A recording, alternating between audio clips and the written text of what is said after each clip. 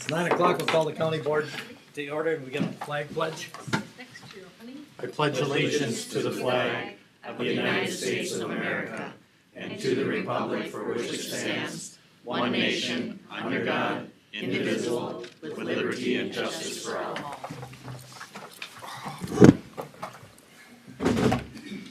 Roll call, Beth. Sure. Commissioner Benoit? Here. Commissioner Heinen? Here. Commissioner Pop? Present. Commissioner Johnson? Here. Commissioner Kapinski? Here. Thank you. Approve or amend the agenda. Mr. Chair, we have one item to add. It's the item consider resolution in support of the Great River Regional Library Minitex system. If you could please add that right after the consent agenda. Okay.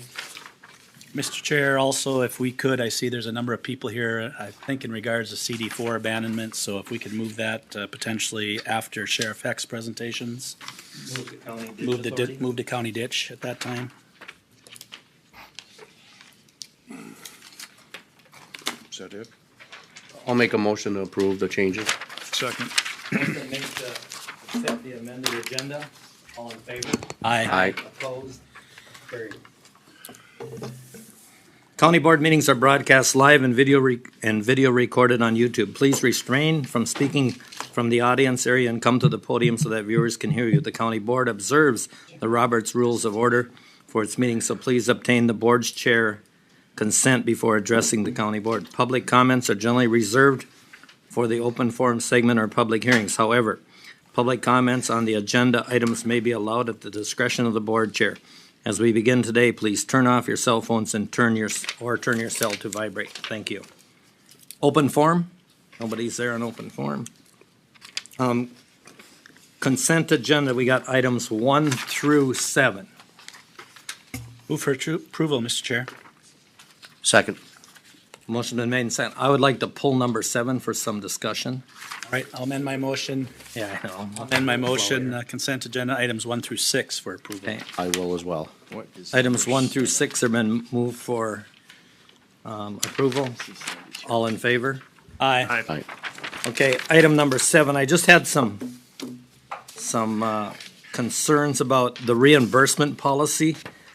So it says that, in there, it says that we'll be paid to the provider and then reimbursed by the state.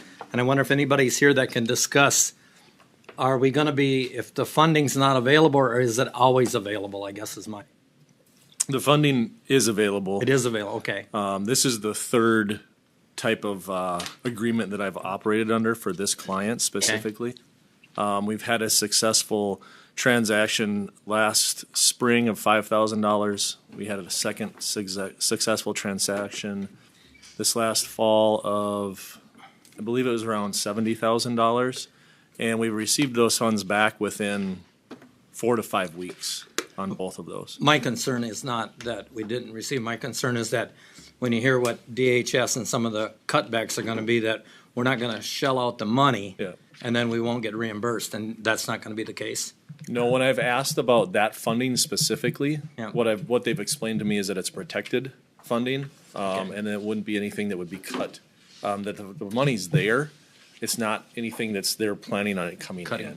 Okay. So, yeah, it's there for, distribution or redistribution for all of these types of situations. Okay, any other questions for? No, just good explanation on Yeah, that. Thank you. thanks, Adam. Thank you. With that, I so move for number 7 to be approved. Second. All in favor? Aye. Carried. We'll go to the library resolution right now. And we're sorry that got omitted on the agenda, but thanks for taking care of that. Thank you, Mr. Chair. We are here today. My name is Jamie Trenham, and I'm Associate Director of Collection Development at Great River Regional Library. And I'm Brianne Fruth. I'm the Communications and Development Coordinator. And we'd like to thank you for some of your time this morning to discuss the resolution in support of increased funding to Minitex, which is a state entity responsible for coordinating library services such as interlibrary loan and the Electronic Library of Minnesota. Minitex is funded through a combination of state and federal funding. The federal funding is administered through the Institute of Museum and Library Services, which is also known as IMLS. And these funds power interlibrary loan, and the eLibrary Minnesota Outreach and Instruction. The funds are administered to the state, Minnesota Department of Education, then subgrants to Minitex, and Minitex in turn subgrants to libraries such as Great River. We provide the last mile delivery for institutions such as St. Cloud State University, St. Cloud Tech College, and St. Ben St. John's. Minitex was seeking additional state funding before the March 4th executive order, which essentially has put the federal funding in question at the IMLS. Those staff have been laid off, and as of April 9th, Minitex is planning for a loss of those funds. The direct funding impact for Great River and Benton County is actually pretty small. It's $7,000, and those $7,000 are to offset the expense of that interlibrary loan to our local colleges. The larger impact is related to services. Minitex is the glue that connects all types of libraries in Minnesota, from school to public to academic. Last year, our patrons at Great River requested over 14,000 items through our interlibrary loan system. And what that means is if you are here in Foley, you can request an item, for example, through the U of M in Duluth, and it can be here in a couple of days. It saves Great River the need to purchase that material individually, and the material is sitting on the shelf in another library. So we're stronger together by being able to share these resources. We also leverage interlibrary loan to meet our patrons' information needs. In the past 6 months alone, 900 items were requested to be purchased by Great River that we, in turn, were able to fill through interlibrary loan. And if you consider, what did we ballpark? Like $20 per item. That's over $18,000 in savings that Great River did not need to spend in order to meet those patrons' information needs. The eLibrary of Minnesota also provides access to databases that are full of reliable information, such as Encyclopedia Britannica, Consumer Health Complete, and Learning Express Library. Without the funding for these resources, Great River will have to make decisions on whether we decide to fund those databases individually or if we need to let those resources go. Of the roughly 50 databases that can be accessed by Benton County residents, over half of them are funded through the state. So in conclusion, we would really appreciate your support of this increased funding for Minitex.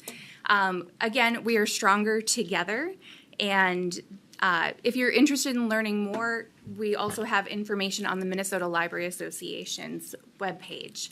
Are there any questions that we can address? Mr. Chair, Go ahead. I do support this resolution, but I'll be the first one to say, if the state cuts the funding, and if you think you're coming back for us for $7,000 more, that's gonna be a hard sell, I'll be honest with you. Because if the state's gonna cut all the funding, we're gonna have to figure out where to cut funding to. Right, I do understand that it is a trickle effect. It is, Mr. Chair, Sure. I assume this is in addition to the $550,000 we're already spending? Is that, Well, I mean, because that budget was approved already for Great River. Right. For To 25. clarify, we're not, they're not, yeah. there's no additional funding that we are seeking at this point. Right. What I'm trying to articulate is what we will lose if the federal funding goes away. So you'll lose 7,000, is what Yeah. you're saying? So I would imagine that would be up to the Great River Board of Trustees to decide whether they're gonna fund it or not fund it before it would come back to the counties, without pushing it. Correct, Mr. Chair. right? Correct? Yes, Okay. thank you, Mr. Chair. So that's kind of where it stands on that. Mr. Chair. Yes. Where are you guys sitting on surplus on that? What's your fund balance? Oh, I couldn't tell you without looking. I think we're about 4.5 to 5 months right now.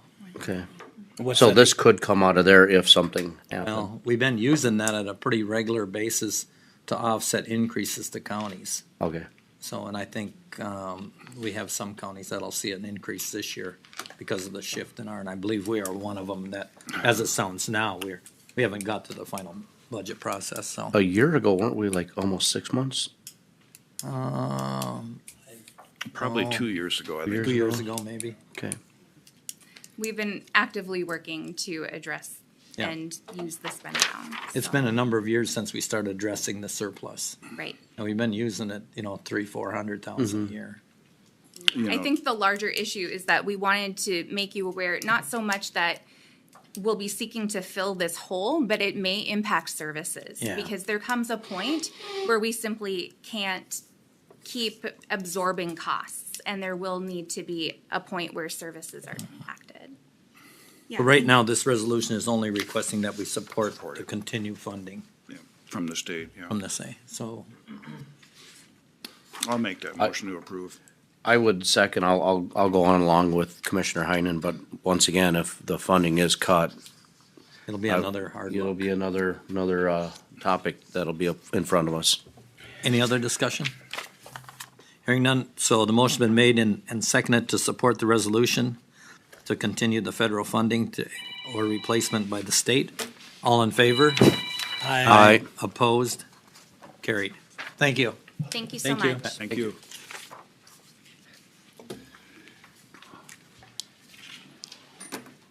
Okay, we'll go to Sheriff Heck.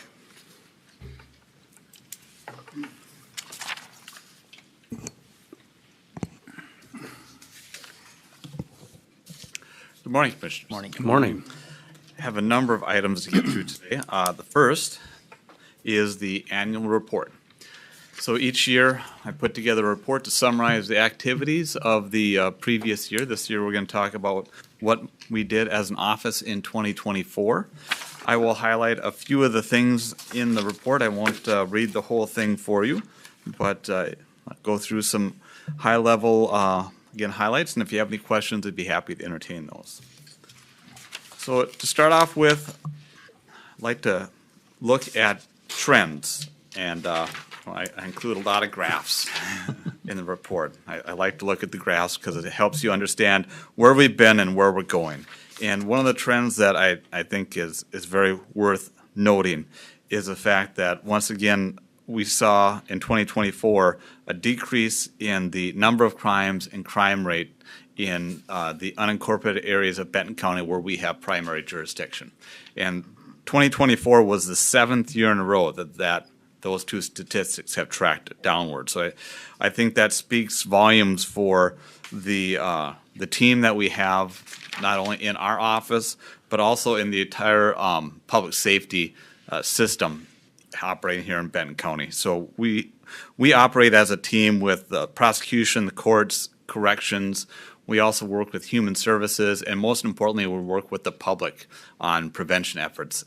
I would love to be able to claim that all 7 of these years are simply the result of my fabulous leadership, but that would be very vain of me, and I won't do that. But what I will say is I'm very proud to be part of the team in Benton County that has achieved this, and I think we're very fortunate here to have the players in place that we do. One kind of dark spot on that bright rainbow is the fact that for the 2nd year in a row, domestic assault was the most frequently reported crime in Benton County. And also on the list was harassment. And that's, again, the 2nd year in a row that's appeared in the top 5. So we're taking notice of that, and we're working with our partners and also the public to try to see what we can do to decrease the prevalence of both of those person-related crimes, because those are concerning to us. When we look at all the metrics that we measured in 2024, we saw a modest decrease in all of our measured metrics. And I'm attributing that, again, to the lessened demand because of the safer spaces that we've created here in Benton County.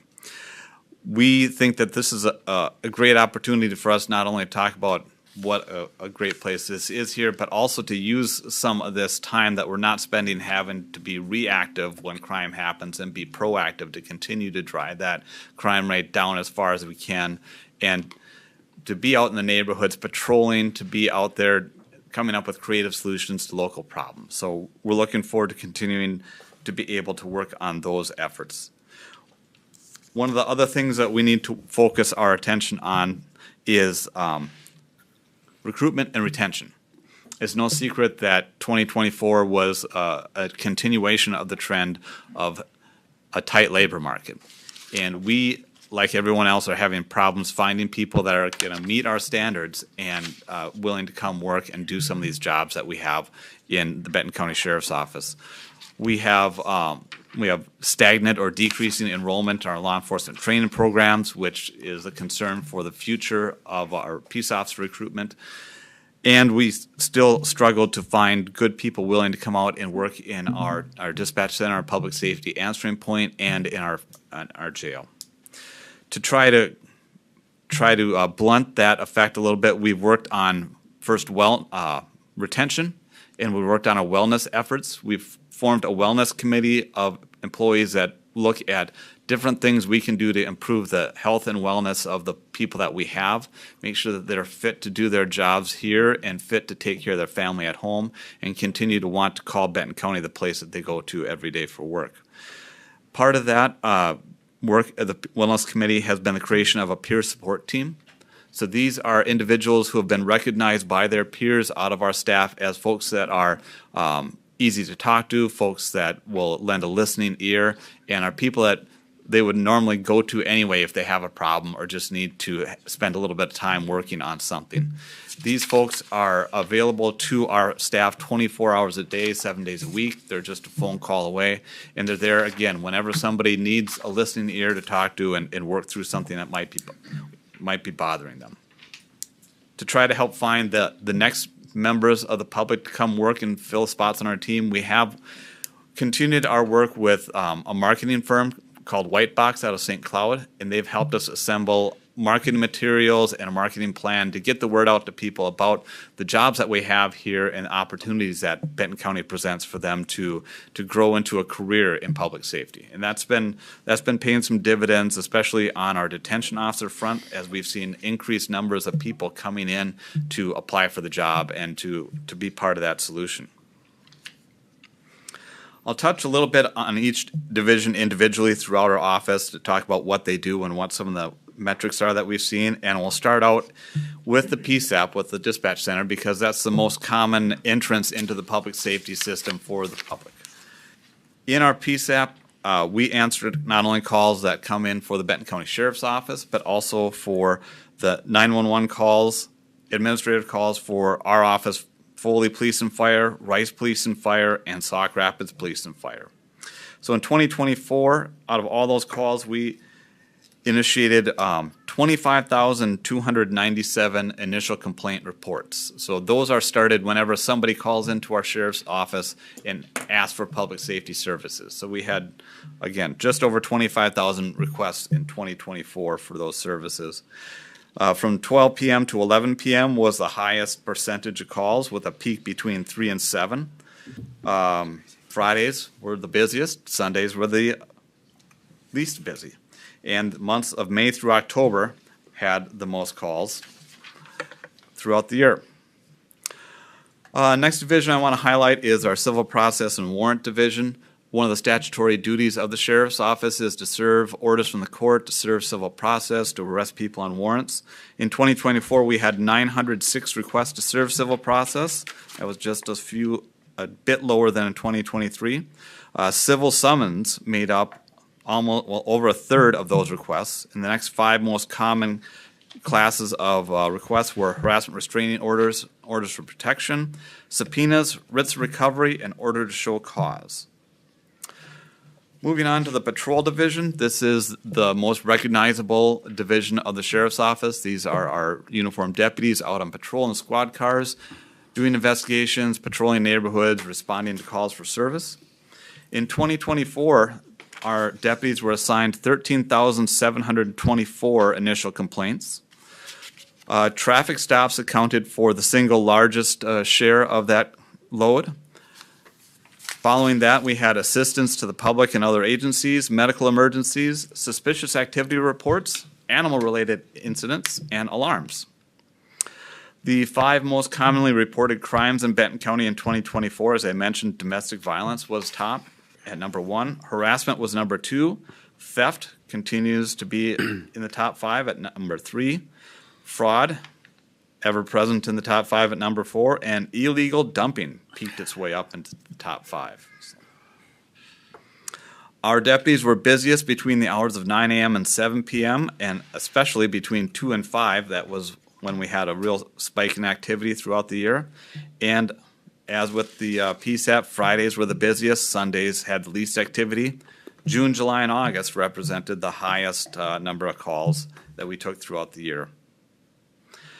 As I mentioned at the top, again, we made gains in our total crimes committed and our crime rate statistic. So crime rate is expressed as the number of crimes per 100,000 people. In 2023, our crime rate, according to the BCA, was 1,723 crimes per 100,000 people. To compare that to the overall state average, statewide, the crime rate was 4,086 crimes per 100,000 people, meaning that our crime rate was 58% lower than the statewide crime rate. And again, when you look at our 2024 numbers, our crime rate in 2024 declined again from the 1,723 down to 1,038 crimes per 100,000 people. So that's another significant gain, and again, 7 years in a row. Out of the ICRs that are assigned to the patrol division, some of those include a couple of administrative items that we track. First would be the permits to carry a pistol that are brought to our sheriff's office. We received 642 of those in 2024. That was down about 8% from 2023. And 183 permits to acquire a pistol. Those were up about 9% compared to 2023.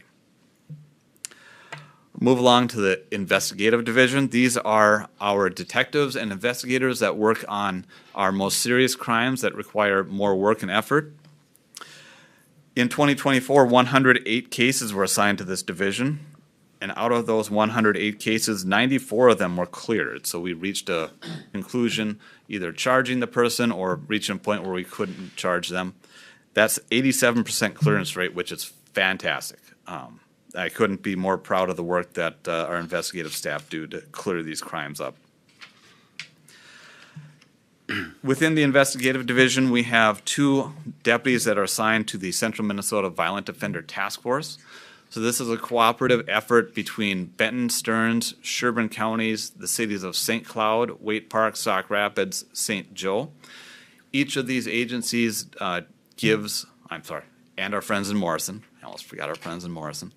Each of these agencies gives personnel to the group, and this group is assigned to go after our most dangerous criminals within this entire central Minnesota area. They focus primarily on drug crimes and crimes committed for the benefit of a gang. As they do that, they work diligently to put these people behind bars where they belong. To talk about what they did in 2024, I'd just like to highlight some of the successes.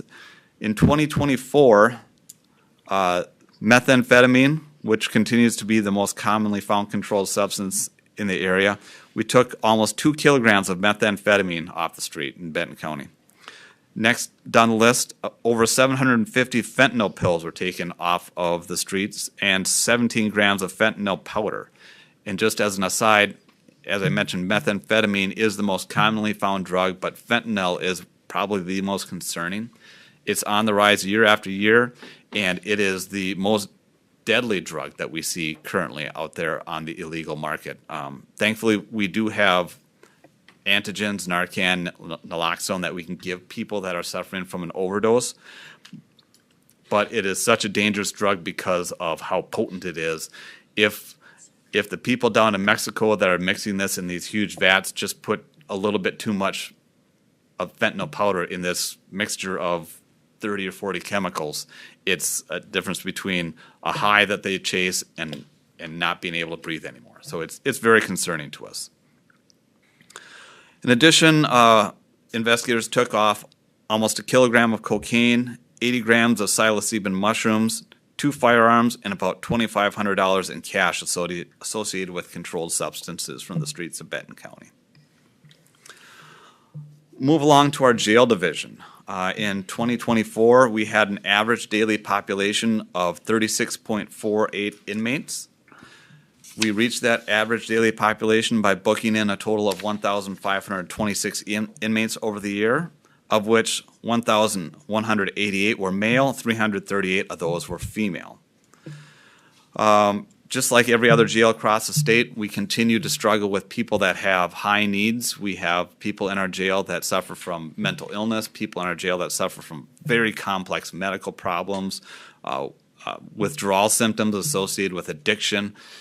It's a difficult job back there to make sure that we are meeting our requirement to keep these people safe and secure and healthy. And it's a struggle that we face, exacerbated by the lack of attention, I think, that the state pays to these problems. So if we're going to see any kind of a relief in our responsibility to meet these medical challenges, we're going to have to get some help from the state of Minnesota to address them. In our jail, in 2024, we collect fees to help offset the costs. We collected over $30,000 in fees from people that use our jail, that are sentenced to our jail. And we collected over $51,000 in revenues from other counties and other agencies that also board prisoners in our jail. One of the functions in our jail is a sentence to service crew. This crew normally goes out and uses inmate workers to perform public projects for school districts, for townships, for the county, for cities. It's been a bit of a challenge with this crew, with the reduced inmate population and with vacancies in the jail. Our crew leader has had to fill in some of those shifts, and again, not having the workers makes it difficult to have the crew go out. So we had about 6 months worth of time that the crew could actually go out on projects, and they completed 15 projects for Benton County, Watab Township, Langola Township, and the Foley School District. We are extremely fortunate that we have volunteers that come out and assist us on a whole variety of projects for the Sheriff's Office. One of our units is the Mounted Patrol. These are people that are willing to go through training with their horses to make sure that they are able and ready to assist us in search and rescue operations and in security operations. They do a ton of training. They do excellent work with controlling their animals. You see them in the parades every year marching through with the flags. They are really an asset to our office. In 2024, they worked a total of 465 hours. The next group we have is our reserve deputies. These are folks that are interested in helping out the sheriff's office in ways that are safe for them to do as non-licensed folks. So we have them help with directing traffic or doing cabin checks or riding along with deputies, that type of thing. The 11 volunteers that we have on our crew performed 475 hours of service on various projects. And also in our jail, we have about 80 individuals who come in and volunteer to do programs. These are the programs that bring in religious programming to prisoners that help them learn how to get their GED, how to write resumes, these type of life skills that they're going to need to get once they get out of the jail so they don't come back. In 2024, these individuals performed 1,207 hours of programming in our jail. And finally, I want to touch on our public outreach. We believe that reaching out to the public and sending crime prevention information is key to reducing crime and keeping people from being victimized. In that aim, we have not only our social media presence on Facebook, X, and Nextdoor. We also have the ability to submit monthly articles to the Foley newspaper and the Sauk Rapids Herald. We also reach out to the children in Benton County with our DARE program. We had 526 students attend DARE in 2024. And we have our PAL program that each summer brings together children ages 5 to 15 for the weeks of the summer to hang out with cops in the park and play games, do crafts, help them see that cops are people too and are somebody that they can build rapport with and trust. And also, we offer youth snowmobile and youth ATV certification courses that are always full. So that brings us to the end of my highlights. Any questions, any comments? Mr. Chair. Go ahead. Sheriff, touching on the illegal dumping, Yes. it's weird that it brought up, because I was coming back from Princeton on 95, and right at the border of Benton County and Sherburne County, I literally seen this old camper throwing things at 1 o'clock in the afternoon, in front of everybody, out of the camper, and then just drove away. Yeah. I'm like, what in the world? I couldn't believe it was happening.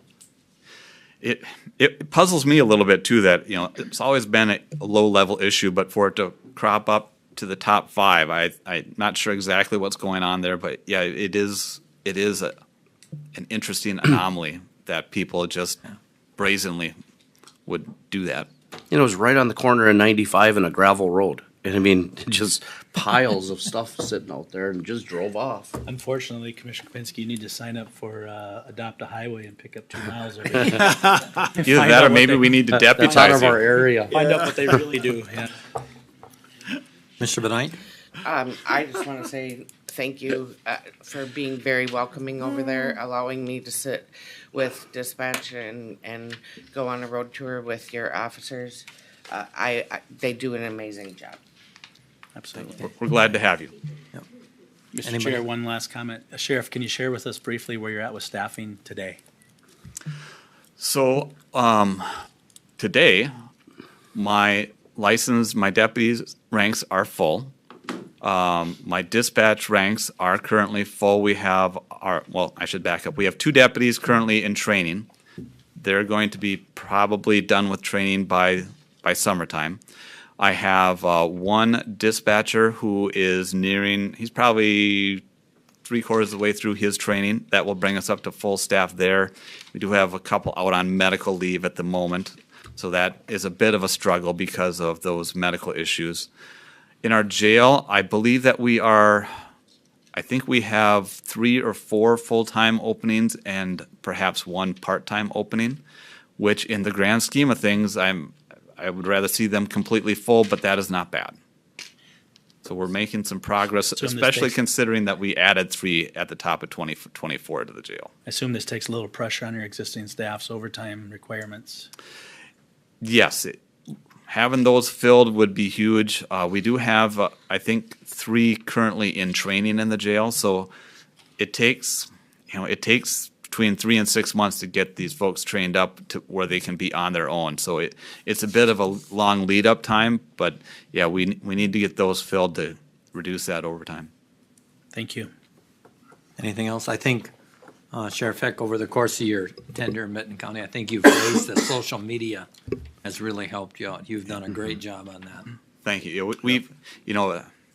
We have a great team from top to bottom, and some of these folks that step up to do some of these specialized bits are really top notch too. And again, I'd love to stand here and say that I am the king of social media. I am not. I have a very good team that I help contribute to, but yeah, we have some great people that manage that and get that message out. All right, thanks.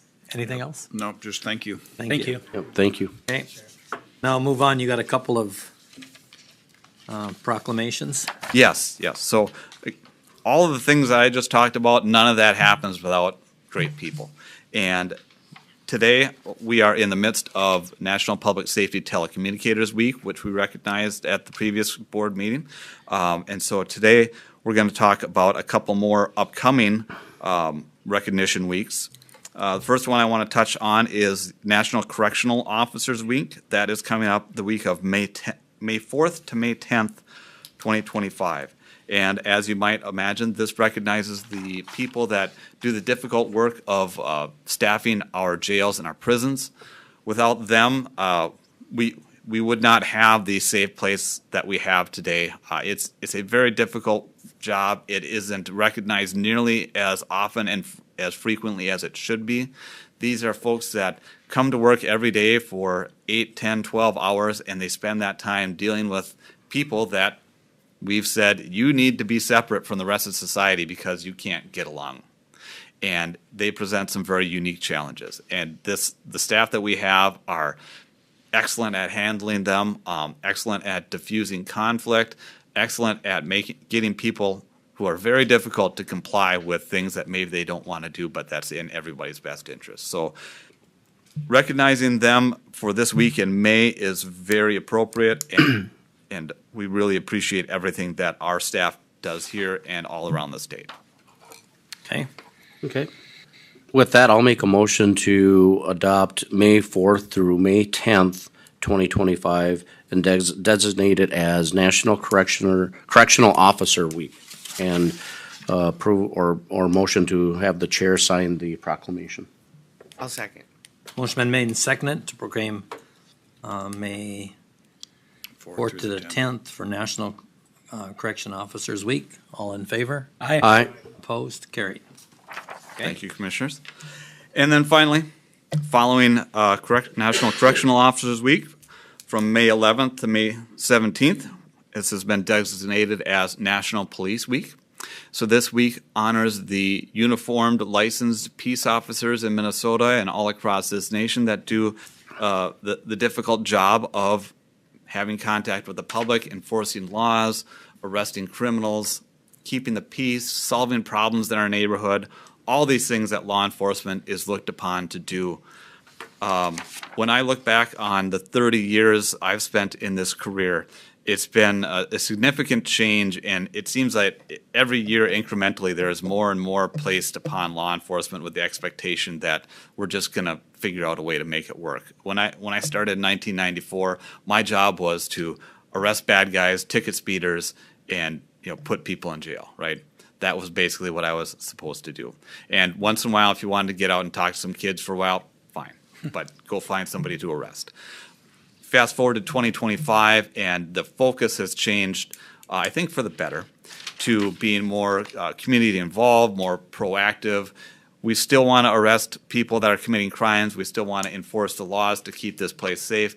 But the method that we do that and the mindset has changed quite a bit. And we're expecting these young men and women with, a couple of years of college degree to go out and do some remarkable things to diffuse situations diffuse situations in a home that have reached a boiling point, to be able to successfully encounter somebody with a weapon that might be threatening to harm the public and somehow manage to get them to stop doing that in a manner that doesn't or that minimizes the use of force, and become to identify people who are in danger of harming themselves and get them to the proper help, and just on and on and on the list goes of the tasks that have been added to these folks, and the fact that these individuals come and they learn all these things and put in practice all these skills, I think is simply amazing. And I am very proud to be standing here asking for you to recognize National Police Week and also honor on May 15th those in our ranks who have paid the ultimate price and given their life in service to their community.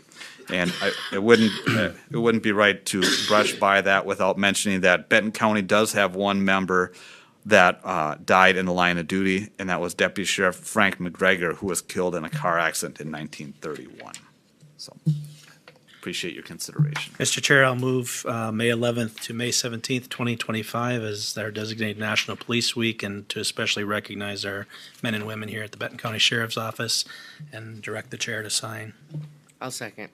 Motion been made and seconded to have May 11th to the 17th, 2025 as National Police Week in Benton County.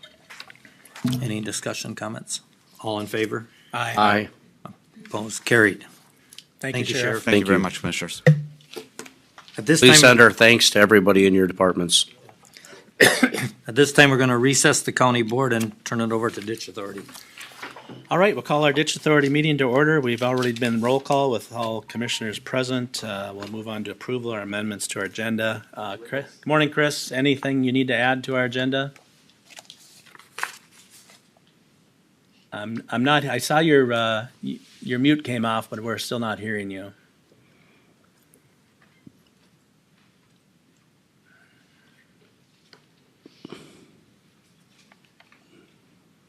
Nothing yet. So Chris, if we can't conquer this issue, you could call it 968-5060. We could get your audio on the speakerphone. You want to try that? You could call it 968-5060.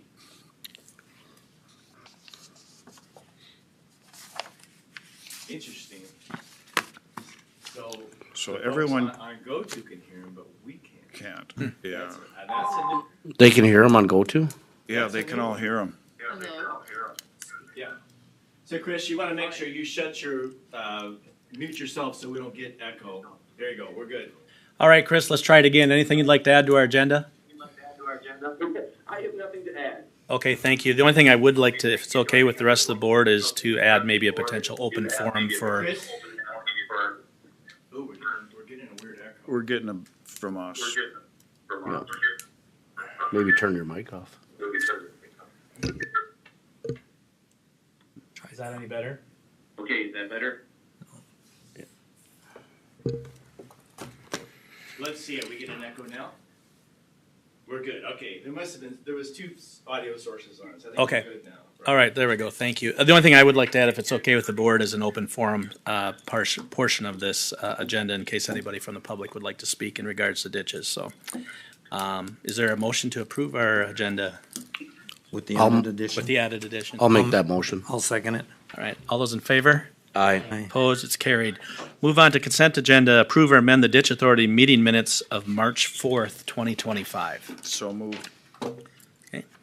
I'll second. Motion and second to approve those minutes. Is there any further discussion in regards to those minutes?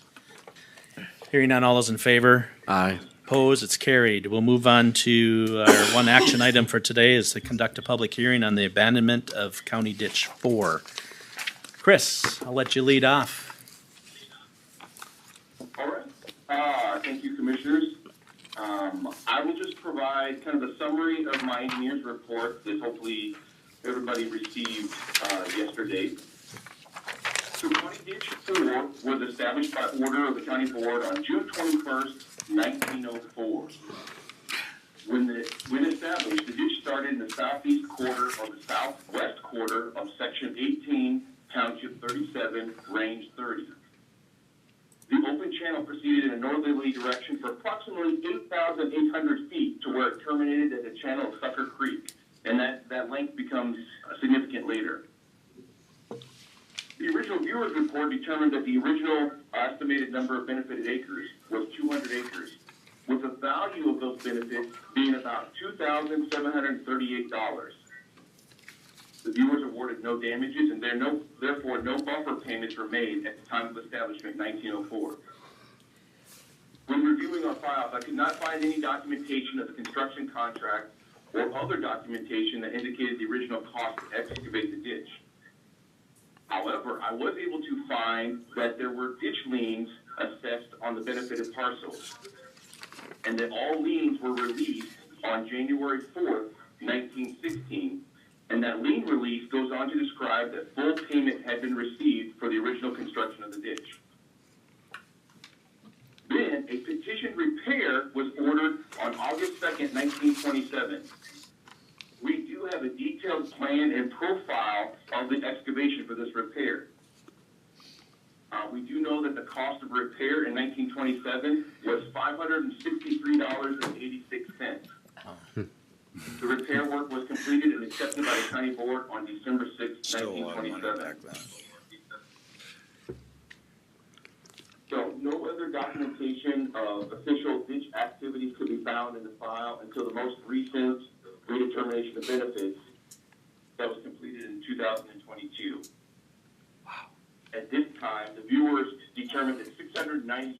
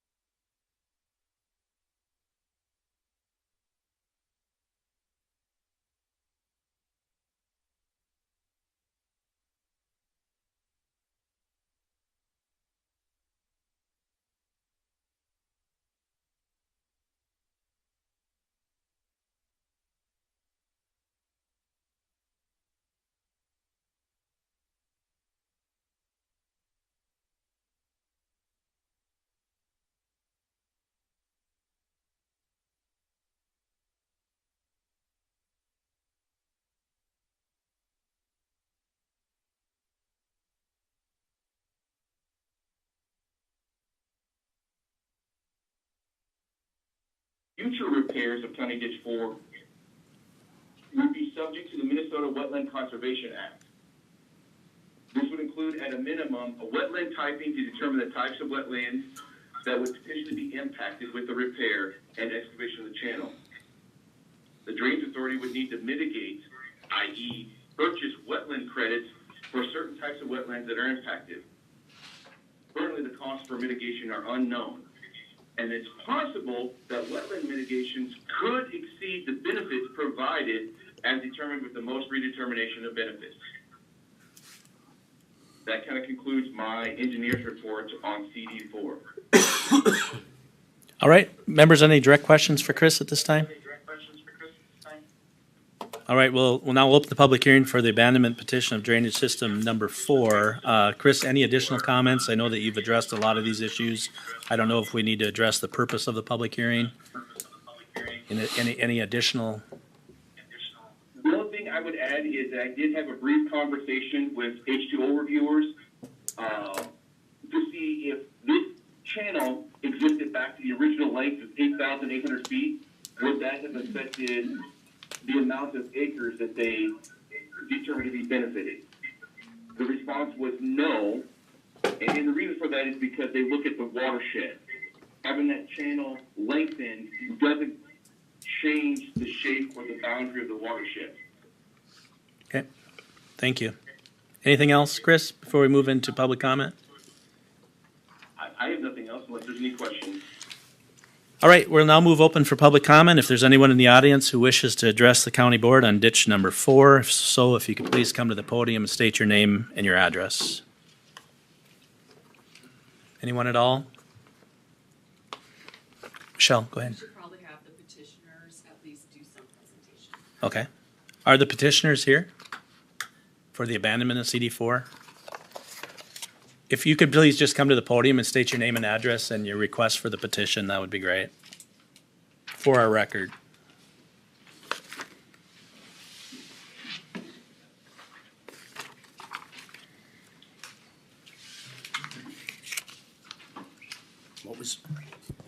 I'm Jim Gans. Address is 3101 135th Street Northeast, Rice, Minnesota. What was the question that you wanted to say? You're requesting to abandon CD4? Yes. Okay, thank you. Yeah. And Mike, there you are. Mike Rukuski, 3368 Little Rock Road, Northeast Sauk Rapids. Okay, and our friendly county attorney is asking me to ask you a little bit of the history or why you're requesting to abandon, what the purpose is. For the record, please. Well, actually was maintained by my uncles back in probably 2011. They had either Bursky or somebody clean it out, and they actually went through the AFC office, so it was maintained after that, the ditch that was there. And, a couple of times beavers built dams, and we just dug them out. Okay. So, other than that, it was just, the cost of everything else that's going to be involved with this. And we did tile the ground into the ditch and stuff, so we know where our tiles are and stuff like that too. So currently it's more or less being taken care of by private landowners? Well, yeah. Okay. It was more of a cost factor that we figured we can save ourselves some money. And everybody else affected in the area too. Okay. Enough information, Michelle? Okay, thank you. Thank you, gentlemen. Anyone else that would like to speak on the abandonment of CD4? Final call, anyone else like to speak on the abandonment of CD4? I'm not on abandonment of number 4, but I am one of the, I don't want to say petitioners, but I have on ditch number 10. And I went and talked to Chris, and I had come up, I didn't know, Why don't we because do I'm that not now? number 4, I didn't know if I was allowed to speak. So I'm gonna open that up for you later when we get done with 4, and we'll hear from that in open forum. Okay, thank you. Anyone else on the abandonment of CD4? Final call. All right, we're gonna close our public hearing portion of this public hearing. We'll move on to the county board. We'll have time for questions for staff and discussion. As a reminder to the audience, the public comment portion is closed. Any questions or comments from board members before we take action? And members, I'd encourage you to look at the information in front of you. There are potentially 3 different options for motions, so. Mr. Chair. Go ahead, Commissioner Kapinski. Christine, all the bills and liens, all the assessments are taken care of on this? It's a clean, So last year in August, the maintenance assessments were put on or approved by the board, and those have all been paid in full since. okay, thank you. And along that line, Commissioner Kapinski, Christine, is there any type of balance in CD4? There is a small positive balance. Okay. So how are we gonna deal Michelle, with so that? what do we do with that? What we will do is we will make approval, if you choose to approve abandonment, we will make it contingent on payment of all remaining fees. Because there is going to be a cost associated with this petition for abandonment. Okay. So our intent is to get it to the 0? Well, yep, so it would, you can still abandon if you choose to, but it would be contingent on payment, so it wouldn't be effective until all that cost is paid. Okay, like maybe for the record, what are some examples of what additional costs there may be? The mailings. Yep. The publication fees, and if anyone were to object, which they haven't today. Yep. Then that would have been an additional cost as well. Okay, then hypothetically, if there's still a positive balance in that account, what happens? That would go towards those costs. Yep. And if it's sufficient, then that would be covered. And if there's still additional balance? I believe that we could return that potentially, I'm not sure. Okay, does that need to be dealt with in the abandonment order? The balance of the account? Yeah, we will figure that out. Okay. All right, members, you've got a couple motions in front of you. If you've heard enough or have any other questions on staff, Christine, Michelle, or Chris. We've heard multiple times from the landowners and what their intent is here, so what are your wishes? May I suggest that if you're inclined to do the abandonment, we would look at item number 3. I don't see that in my stuff. Would be the bottom page of your information that Michelle handed out.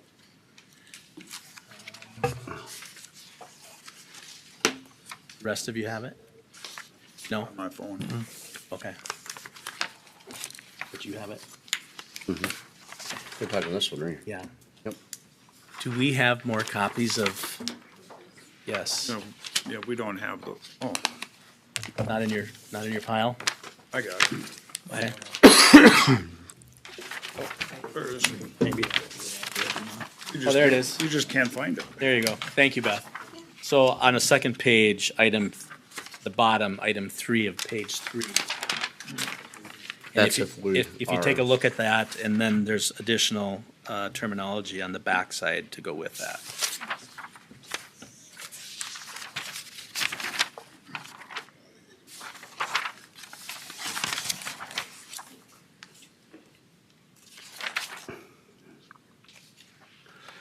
I'm gonna make a motion to grant the petition of abandonment. Do we need to read the whole thing? I need you to provide some findings to justify why you're abandoning.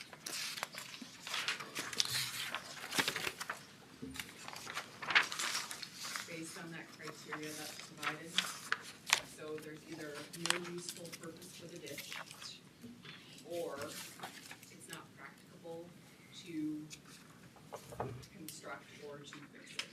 So I would need something to support Okay. those criteria.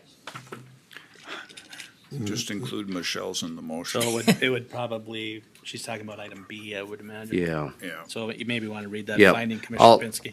I'll read, if the drainage authority or the drainage authority determines that the drainage system does not serve a useful purpose to any affected property and is not public benefit and utility, the drainage authority or court shall make a finding and shall, by order, abandon the drainage system. And your motion includes granting the abandonment? Correct. I'll second that. Okay, motion and a second to grant the abandonment, and Michelle, just for clarification, we would also probably need to recess this hearing to a future date to allow staff to put together this information for a final grant procedure. Is that right? Is there a specific finding that you would have to support why it's no longer useful, or it's not practical?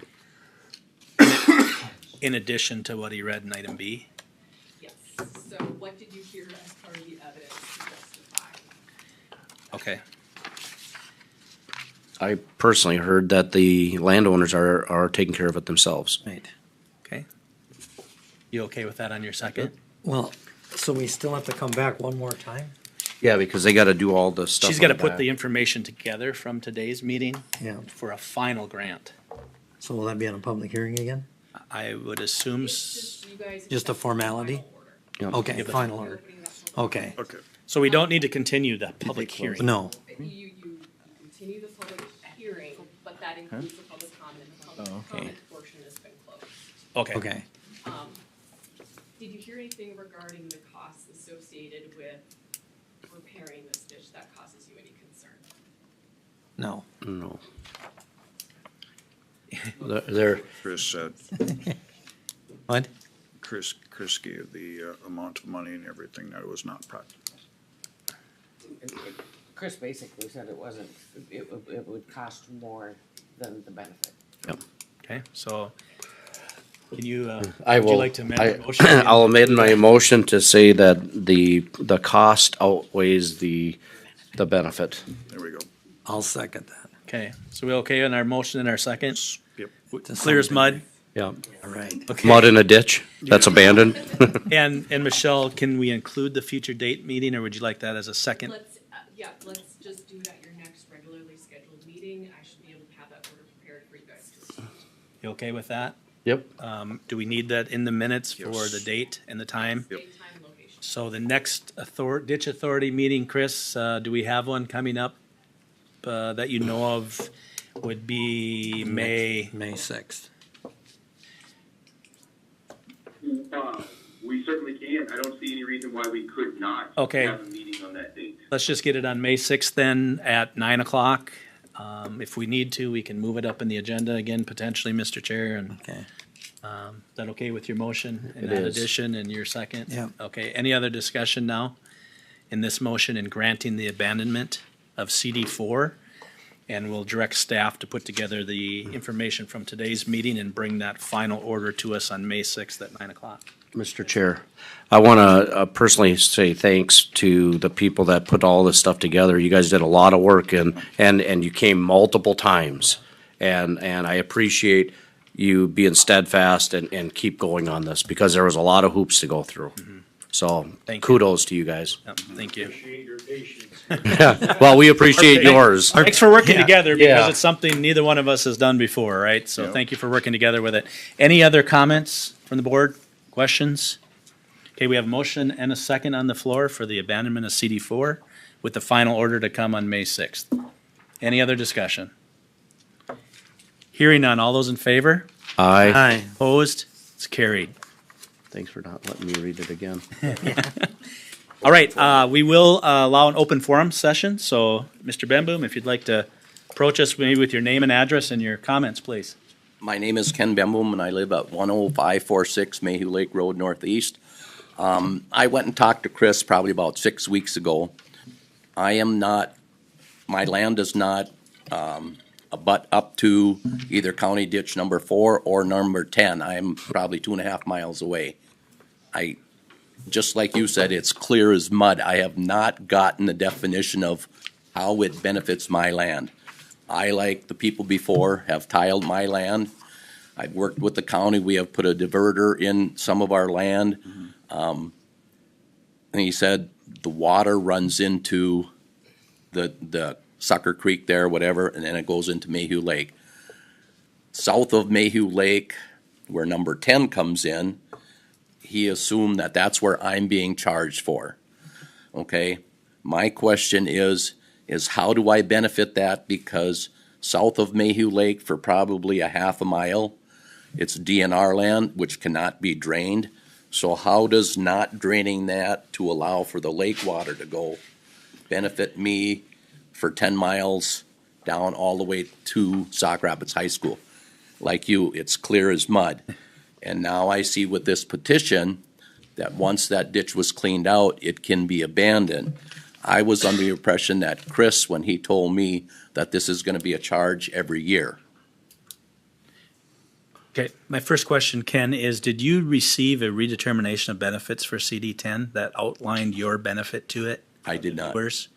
Okay, Chris, do we have? That I'm aware of. Okay, Chris, do we have his redetermination of benefits for CD 10 for his parcels? Or can we get it? Yes, we should have that. We should be able to look it up by the parcel ID It, number. it, unless this is what it is. Map that was Okay. mailed out, back in 2020 and 2021 when we were going through those proceedings. Okay, so Chris, if it's okay with you, maybe we could ask Mr. Benboom if he could meet with you to get that redetermination of benefits so that he could see that and review that. And I guess if there's any specific questions on it, I mean, we're past the appeal process, obviously, but maybe H2O reviewers could help answer any questions that he might have that you're unable to answer. Is that something we could work on? Yeah, and it still comes back, if the last redetermination of benefits that was accepted and filed includes that parcel, us staff nor the county board can necessarily remove that without a legal process. Right, and I understand that. I understand that. I think it all comes back to those parcel maps and that benefit and damages statement for those parcels. Right, and I understand that. I don't think at this point we're requesting to remove it, just to review his benefit package that he should have received from H2O reviewers. Whether he received it or not, we don't need to argue about that, but we can access those and maybe review those quickly with him if he doesn't have it. And Mr. Benton, when you were in the office, did you just come by the office a month and a half ago, you said? Yep. Did I share those at that time? Because, Or did I need to get you those? He printed me off. Okay, so you actually, he has a map here, Chris, that you had printed off for him, but I'm not seeing his redetermination of benefits package that he would have received from H2O reviewers. So maybe if we can access that digitally for him and share that with him and have that conversation, and I guess if there's additional questions, I'm sure Brian Murphy would be willing to talk with him about that. Yep. Okay. Very good. We can easily do that. Okay, thank you, Chris. So Ken, let's reach out to Chris again. Okay. There's an actual packet that you should have received that explains a lot of your questions. Okay. And he has access to that. So Okay. you can meet with So- him about that. And if there's additional questions beyond that, we'll probably have to line you up with the viewers to have them explain how they came up with your benefits. Okay, but then also like, if there's gonna be additional cost or whatever the estimate cost of cleaning this ditch out, he should have all that information. Well, we have the redetermination of benefits. To my knowledge, we haven't requested a repair cost yet. Okay, There's a valid repair petition on CD 10, but to my knowledge, we haven't looked at estimates for the repair as an actual bid. okay. But he'll have your specific information through that redetermination of benefits package. Okay, so then according like now ditch number 4, once that's cleaned out, then you can petition to stop the payments, is that what? Well, we're kind of mixing things. We're mixing things here a little bit because it's quite a process to abandon a ditch, and CD 10 is significantly different than CD 4. And CD 10 outlets into CD 11. We've had landowners ask us to potentially abandon CD 11. That'll be pretty tough if CD 10 drains into it.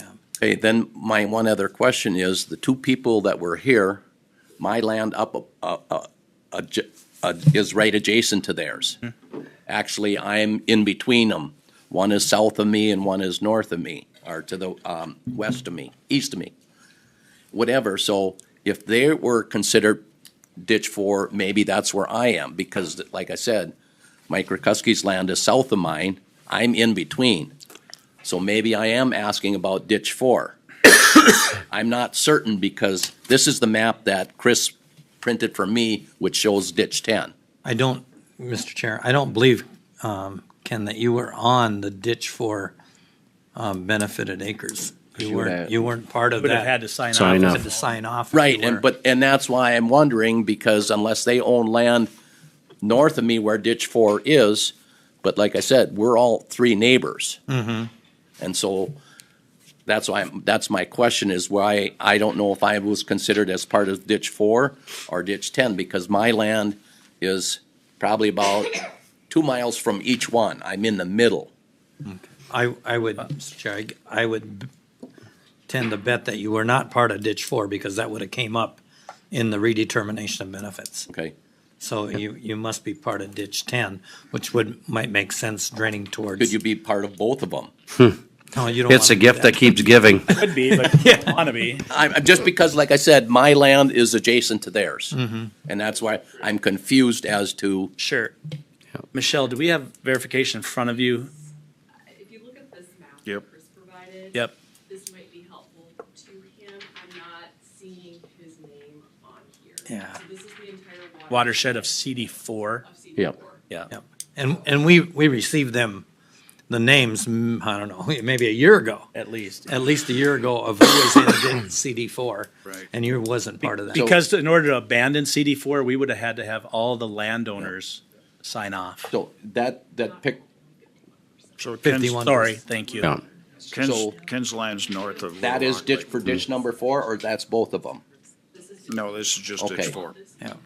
So, but you're saying my name is not on? No, it's not. No. No, you're actually north of that, Ken.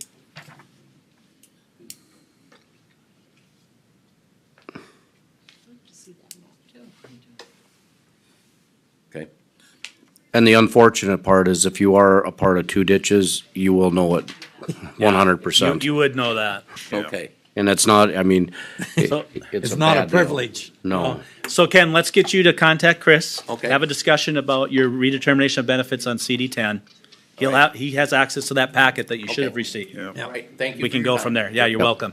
Anyone else open forum on ditch authority before I close the meeting? Please come to the podium, state your name and address. Question for the record. Jason Hollenkamp, 2521 15th Street Northeast. I think I'm on ditch 11 or real close to ditch 11. And I'm just wondering, what's Chris's information for contact? So that I know 11 really hasn't been discussed much, but 10 is flowing into 11. Mm-hmm. But we were just wondering, is there a determination of benefit for 10 already and 11? There should be a redetermination of benefits for all ditch All of systems. them. Okay, well, ditches. we just bought the property. There's 4 of us that just bought a big chunk of property right there. Okay. And we're just wondering if we can get that that information from him, if I can get his information, his So, contact information. Chris, the direct dial there at Highway 5062? 5051. 5051. Okay. Okay. Yeah. 968-5051, and then you can set up a time to get Okay. together to get that. Okay, perfect. Thank Yep. you. Yeah, you're welcome. Thanks, Jason. Anyone else? Any other comments from Ditch Authority Board? Let them do it. Ditch meeting's adjourned at 10:07. Thank you. You done in there? Thank you, Michelle. Thank you, Chris. we Thank you, wanna- Christine. She left. Oh, she's here. I'm sorry. Do we want to do public health right away? Might as well. Might as well, as long as they're here. Okay, we'll turn it from ditch authority to public health. Oh, Or health board. oh, wow, okay. Wow, that was quick. Well, we'll call to order the Benton County Community Health Board. Note that all commissioners are present. Approve or amend the agenda. Jacqueline? I do not have anything to add to the agenda today. Move for approval, Mr. Chair. Great. Second. Okay, we got a motion and a second. Any further discussion? If not, I'll call the question. All in favor, say aye. Aye. Opposed, motion carries. Thank you. Consent agenda 1, 2, and 3. What would we like to do with that? Motion to approve? Second. Got a motion and second. Any further discussion on 1 through 3? If not, I'll call the question. All in favor, say aye. Aye. Opposed, motion carries. Thank you. Jacqueline, Yes, you, I can take it over. Yep. it's you. All right. Well, good morning, commissioners, and Morning. thank you for the time this morning. I have a very light agenda, but fun agenda today for us. We have some exciting news. We have 2 new team members here with us today that I want to make an introduction to you all. We have one of our team members here, Chelsea. Chelsea is a previous Benton County employee, and we were fortunate to take her from another department, although we feel terrible about taking from another department.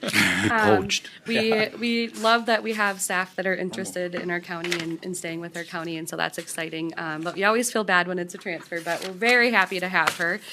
Chelsea is working in our Women, Infants, and Children program in our WIC clinics. We have a retirement that will be coming up here very quickly, and she is taking that position. So I'll let Chelsea come on up and do a quick introduction of herself, and then we'll introduce our next new teammate. Hi. Good morning. Morning. There you go. I'm Chelsea Hildy. I previously, like Jacqueline said, I previously worked for the county for 3.5 years, and then I transitioned to public health. Great.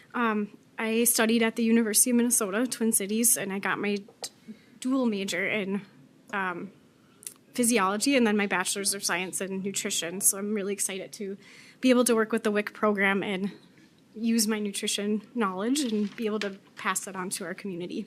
Great. Great. Welcome to Thank Public you. Health. Welcome. Thank you for sticking with the county too. Yeah. We're really happy to have her. And our WIC program, as you know, works with moms pregnant and who have children on those meeting those nutritional needs, providing that nutritional education for healthy child development, helping to combat mortality of mothers during pregnancy, and then also helping with things like breastfeeding and other education and resource connections. So again, very excited to have Chelsea and her skill set being added to our team. The next introduction I'd like to do is for Tessa. Tessa is recently joining us from our funding opportunity from Blue Cross Blue Shield to work on oral and dental health. So Tessa, I'll let her do an introduction as well, but I know this is an area that we've been looking to hit the ground running in, so very fortunate to have her joining us as well. So come on up, Tessa. Good morning. Good My morning. name is Tessa Maresca. I recently graduated from the University of Minnesota Rochester, where I earned my Bachelor's of Science in Health Science. And while in school, I had the opportunity to work at Mayo Clinic in both patient education and medical education research. So I decided to move back here. I'm originally from around the area. I decided to move back here to serve and live in rural communities. So I'm excited to be here and learn more about the department and start working. Great. Welcome. Thank you. Thank you. Welcome. Yeah, so both of our new teammates have been hitting the ground running. Chelsea's been getting a lot of transition time and crossover with Sally, our retiree. So thank you to the board for supporting that crossover. That's been very helpful to get somebody trained in before the retirement happens. And with Tessa, she's also been onboarding. Wright County is fortunate enough to provide training and education. So she'll be heading over to Wright County tomorrow, I think. Yeah, tomorrow to receive some education from Megan Coleman, who was working on the dental issue for the Central Region previously, along with Greg, who I think you guys met a couple of times throughout past history. So, yeah, again, we're very happy to have them. Chelsea started on the 31st, and Tessa started last week on Monday. So, Commissioner Gopinski. Yes. Tessa, with coming back to the area and stuff like that, what drew your attention to Benton County and to this position? Was it the only job out there, or was, I'm curious because we're really trying to make a push on like attracting talent and everything like that and keeping talent. Right. So just a quick question on that. Yeah, so I'm originally from Sherburne County. I actually live in Becker, so I'm not too far from Foley. And this wasn't the only job out there. There was multiple. But I specifically wanted to continue working in like the education kind of side of healthcare. And this one spiked my interest because it was in a very rural community. Foley, I think, is more rural than Becker, I would say. And so I was really interested in that just because seeing the difference between Rochester, where there's a lot of resources, and back here there's less resources because it is a smaller town than Rochester. And so it really just spiked my interest being able to work for a smaller community and a more rural community where resources are needed. And Tessa, maybe to Commissioner Kapinski's point, don't be afraid to remind Wright that you're coming down there to visit. Yeah, exactly. Yeah. And throw a little jab too. and one of the things that Tessa will be doing when she goes to Wright County is doing a tour of the nonprofit dental clinic down there. And perfect. With the clinic manager, I believe. Yes. Yeah. So part of that initial orientation will be getting to know the community partners, the dental providers that we talk to, different community resources. We have quite a few network groups that we've been meeting with over the past few years. So getting her connected to those regional groups. There's region dental coordinators in every single region. So Tessa's representing Region 7W. So she'll be connected with all the other regional coordinators that are working working on dental access across the state and help bring that information back to us and vice versa. So, Mr. Chair, if I can, and Jacqueline, Tessa, once you're settled in and ready to go, I'd love to hear about that, how that Yes. goes from the regional report, obviously, because that's something we're talking about potentially in the future, so it'd be nice to hear when you're Yeah. ready. Absolutely. Yeah, so Commissioner very Kapinski. happy to have Tessa here to help support that and to Exact- do that regional work. Exactly. Commissioner Kapinski? Thank you, Mr. Chair. One last thing, I want to say thank you for sticking with the county. As we heard from Sheriff Heck earlier, it's very proud to see all these people in the county make such a difference. And you guys don't get the recognition that you should get a lot of the time. And it's not that we don't mean it. It takes proclamations like Sheriff Heck brought to us today to really bring out and recognize people. So just because we don't do a proclamation, we love what you guys do, and we appreciate everything you guys help us move that pendulum forward. So thank you. I just Well, want thank to you. give the board kudos to letting Chelsea start early so that Yes. she can gain all that experience before Yeah, the I can't even retirement share ends. how instrumental that is. You know, with especially with something like the WIC clinics, we have WIC clinics that are booked out months ahead of time and lots of appointments throughout the week. And so having that additional training time before where we're down to just one person, because we only have 2 primary staff in WIC. So that would have put us down to 1 position. So the board's support of allowing us to hire early, allow for crossover and transition time was very, very important for us to be able to hit the ground running and have Chelsea trained in. So when our retiree leaves, she kind of has at least her feet wet while she still has some support, but at least has some knowledge before she's on her own. So, And yeah, Mr. Chair, appreciate too, that. it's nice to see we're getting going on our Blue Cross Yes. dollars that were Yep, granted, so absolutely. that's great. Thank you. Yep. Okay, well, thank you so much. That's all I had for today. Wow, short. Thank Wow. you. Yes. At this point in time, we'll adjourn the Benton County Community Health Board at 10:16 and turn it over to the chair. Monty Headley.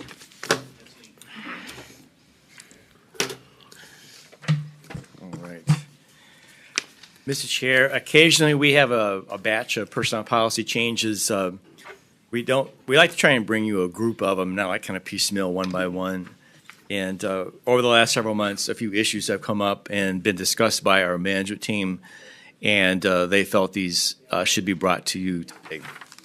I should just mention, Mr. Chair, is that the management team is our department heads and supervisors, and we always take personnel policy changes through that group to get lots of discussion, review, and so on before bringing them to you. So that I just want you to know that these have had a lot of discussion by the management team.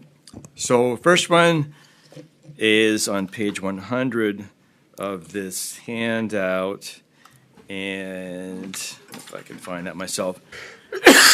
This first change, Mr. Chair, basically subjects all form of employee reimbursement to the 90-day requirement. Previously, the policy addressed just mileage reimbursement, and our accounting folks said, look, it's kind of confusing because sometimes employee they buy some supplies or it's a meal reimbursement and so on.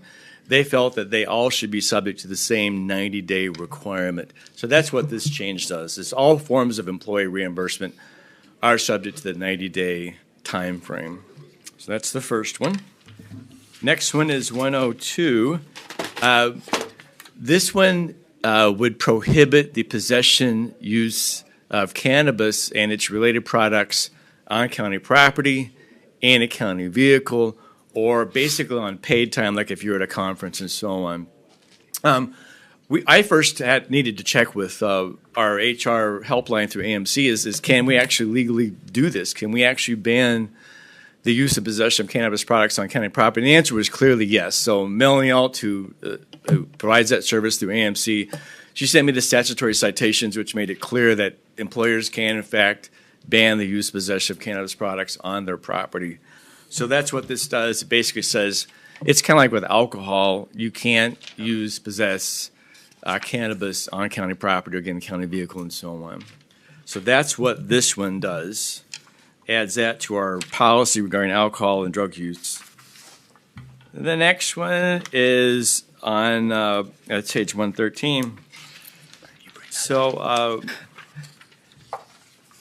This one, I'll give you kind of like the inside story. Well, why is this one here? Well, I believe there was an instance where a supervisor detected a very pronounced odor of a cannabis product on an employee and felt that we needed language in our personnel policy to give the supervisor the authority to ask the employee to correct that situation.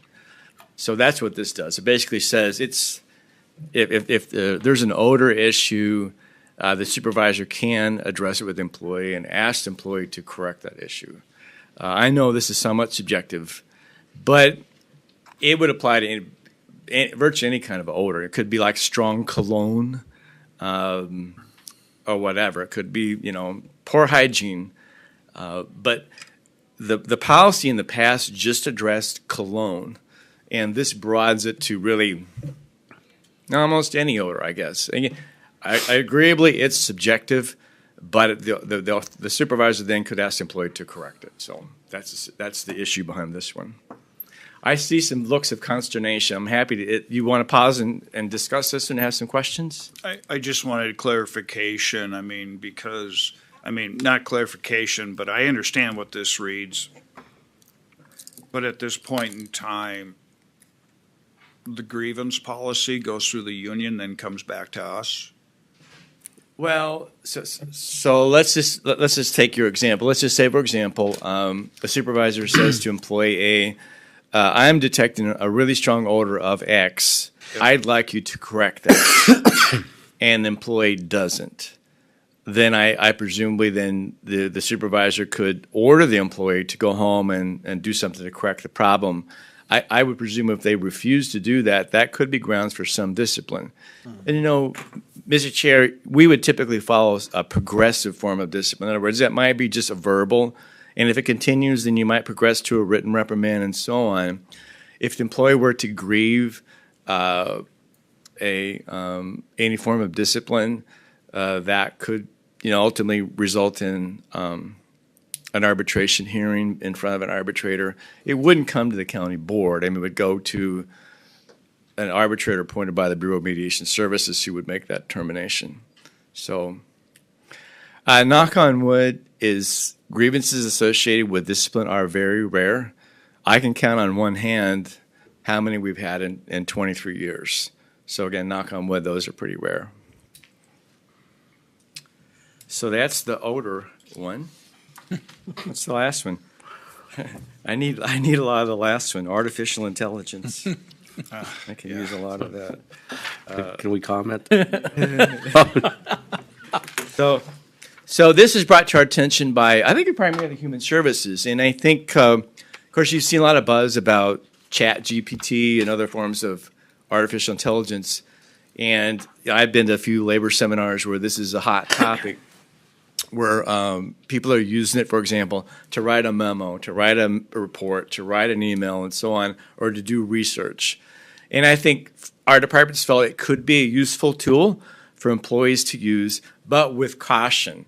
For example, and the policy states this, you never want to type into any AI tool private data, because that system soaks up all that data. It soaks it all up, and we don't want any compromising of private data. The second is, and I think there's been a lot of recognition of this, is that there's a lot of inaccuracies in what AI spits out. Yeah. So it says to the employee, look, okay, be very cautious. You're responsible for the accuracy of whatever you're drawing out of AI.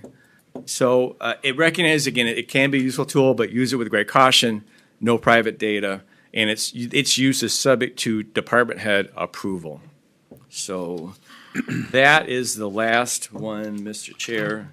Any questions or thoughts on this group of policy changes? Mr. Chair, to me, this is pretty straightforward. I'll move to adopt the policy revisions as presented. Second. Motion's been made and seconded to adopt the policy provisions that have been presented before us. Any other discussion? Hearing none, I'll call the question. All in favor? Aye. Opposed? Carried. All righty, thank you. Let's move on to the next one. The next one is to ask if you're interested in appointing 2 board members to meet on the matter of the airport authority. It was communicated to me by Stearns County that at least Stearns County is willing to be a part of such a meeting of 2 board members from each of the 3 counties. At this point, to excuse the city from that meeting. One other condition I heard, though, is that Stearns wishes to include someone or folks from the airport authority itself at this meeting. So No more than 2 from the airport authority. Yep. yeah, I don't remember how many numbers. I think they just said representation Right. from the airport authority as a resource for the county board members. So They are not there to present, they are there to only there ask. they're there as a quote resource Yeah. for you all. Yeah. So that's the question: is do you wish to name 2 board members to be a part of this meeting? That's the Chair- question. I'll make a motion for Ed and Jared to be appointed to that committee. Who again? Ed Oh, and okay. Jared. Okay. Second. This was discussion at our cow. Yeah, we had It this on the was. cow, and I've been communicating with Commissioner Bertram, so he's done a lot of work on this. So I think we'll move, we're gonna move forward on Mr. this. Chair, I understand the airport authority is having their meeting with Sherburne today. Right, so we'll know more about it. We'll know more once that happens. Yeah. Yep. So there's a motion. Okay. So, is there a second to I the second it. Okay. Motion been made and seconded to appoint Commissioner Kapinski and Commissioner Pop to the airport authority. Discussion board or whatever it is. Yeah, there you go. I don't know what you're gonna call it. Well, Mr. Chair, not appointed to the airport authority, No. but to appoint over. This meeting. This Attend a meeting, joint yeah. meeting. Thank Right, you. Joint yeah. I meeting, just want to clarify that because we can't, yeah, right. we're not putting you guys on the Yeah. airport authority. No. Any other discussion? All in favor? Aye. Opposed? Carried. Alrighty, thank you. My final item is this year's positions for review as part of your class and comp maintenance program. So it's that time of year we kick off this year's review. You have a memo attached to your agenda item from Tessa Melvin, our DDA consultant. And Tessa has selected the second third for our 3-year rotation. You can see that's attached to your listing. Mr. Chair, just a bit of background. So Tessa will include positions really for a couple reasons. They do a market study and they include positions which they feel are fairly substantially behind market. And then secondly, they also just select a group randomly to give you that 1/3. So really it's those 2 factors, is behind market or just simply random to give you the 1/3. I want to note, Mr. Chair, is that of this 1/3, it accounts for about 59 actual positions. You may remember last year, that number was well over 100. Yeah. And I think there was some concern about that because it included, for example, all of our social workers, all of our income maintenance eligibility specialists. So it kind of evens out over the long term. So it's just 59 actual positions affected this year. Mr. Chair, Monty, just for clarification, so I understand the random selection, but in the 3-year period, everybody will have been reviewed. Absolutely, Mr. Chair. Thank you for that question. Yes. So next year, the last third will get reviewed. Yep. Okay. My only question is, I wonder how many more are gonna get reviewed or asked to be reviewed Asked to be here. reviewed, yeah. Because that's been brought up even the last time, we had to add a lot And I think more we've positions. held the ground on that we're not going to go outside, what. Yeah, as long as we're doing a third. Yeah, as long as we're gonna get there eventually. My question was is the cost the same as it was for last year? The cost from DDA? Yeah. Yes, that hasn't changed. It's like Contracted. 20, Contract for That was 3 contract. years, right? 21, 22,000, somewhere like that. Yeah. Okay, all right. Mr. Chair? And I should just add, Mr. Chair, I think we're getting a lot of value for that, for example, and I didn't actually realize this, is DDA did our pay equity report for us as part of their maintenance program, which is a big deal. And I somehow thought that was going to be extra, but that was included in the 22,000 was our Okay. pay equity report. It was. Yeah. So that was a nice surprise. Okay. Yes, Kapinski. Do we have a credit there yet or not at DDA? A what? A credit? A credit. Never mind. Inside.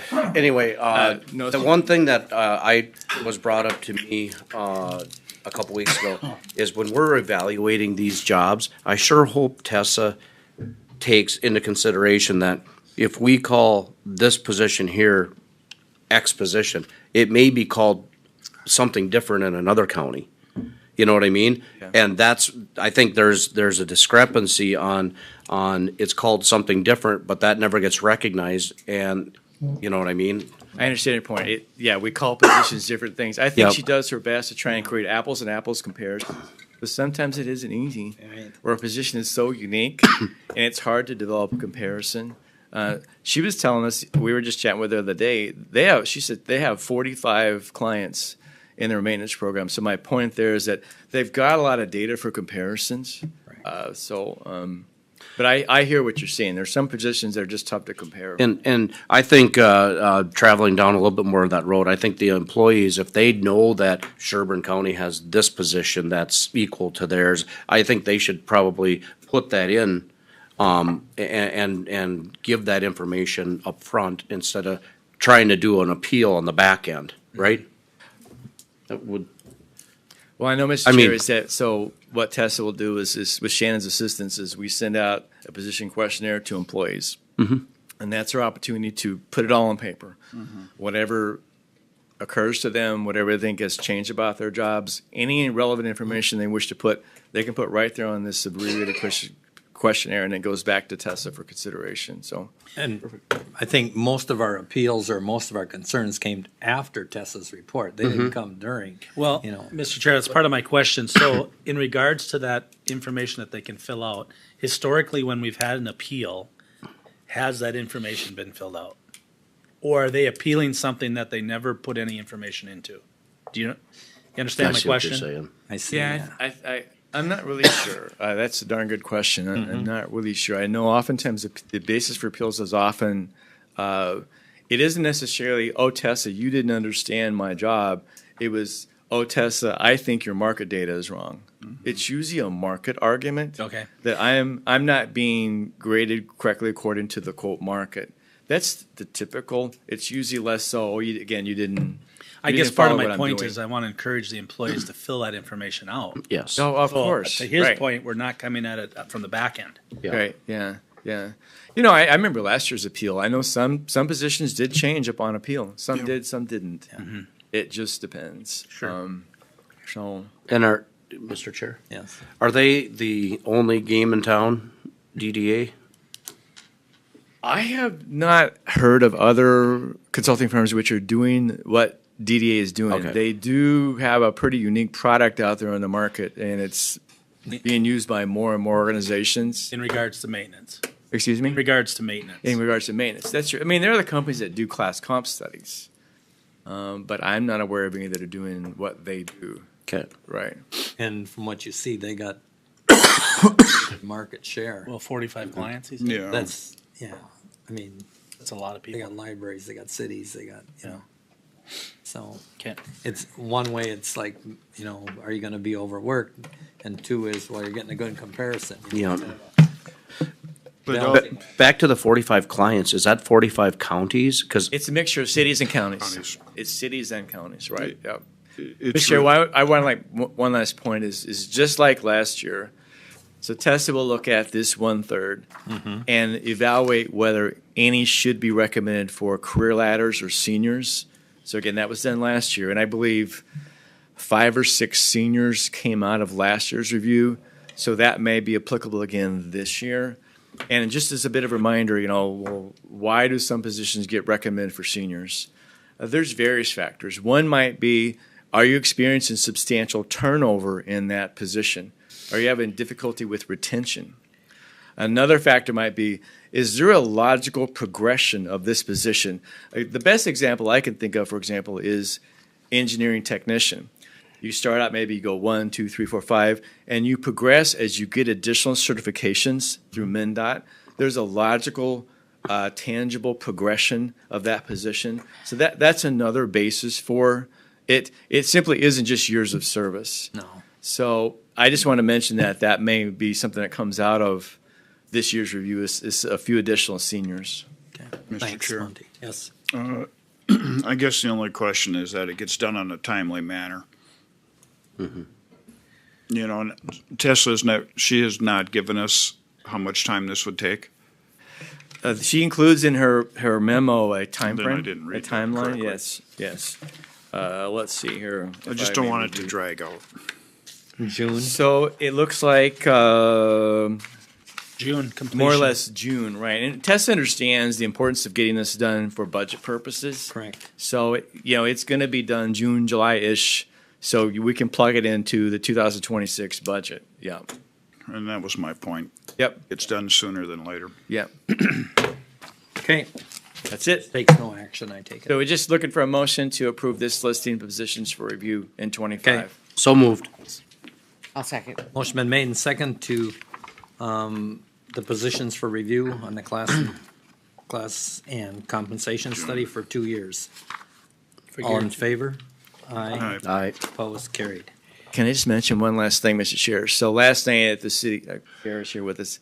Last night at the City of Foley Planning Commission, the Planning Commission will recommend approval of our conditional use permit for the drive-through and the site plan for the building. So that was approved last night at the City of Foley Planning Commission. So Thank there you. was one condition attached that they needed to verify the drainage calculations by the engineers. That was one condition that Evan's going to work on, but more or less, again, they're going to recommend the City Council approve. Okay. Great. Thank you. And Mr. Thanks Chair, for the while we're city. on that, if I could, Monty or Sarah, that comes up at your next council meeting? May 6th, thank you. Okay. Sandy Schoberg?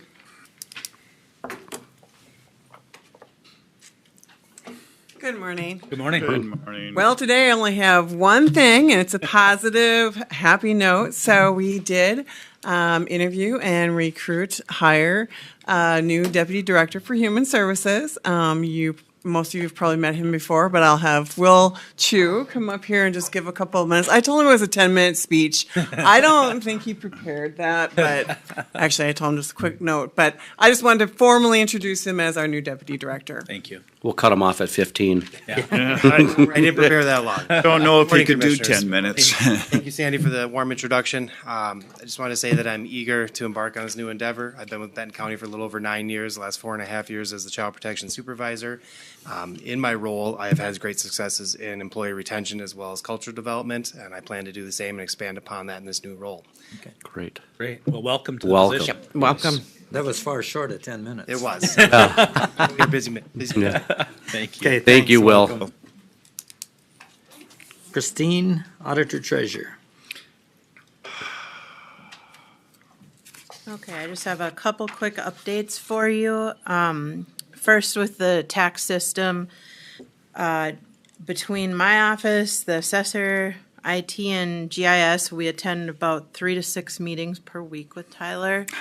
It's gotten to be very time-consuming.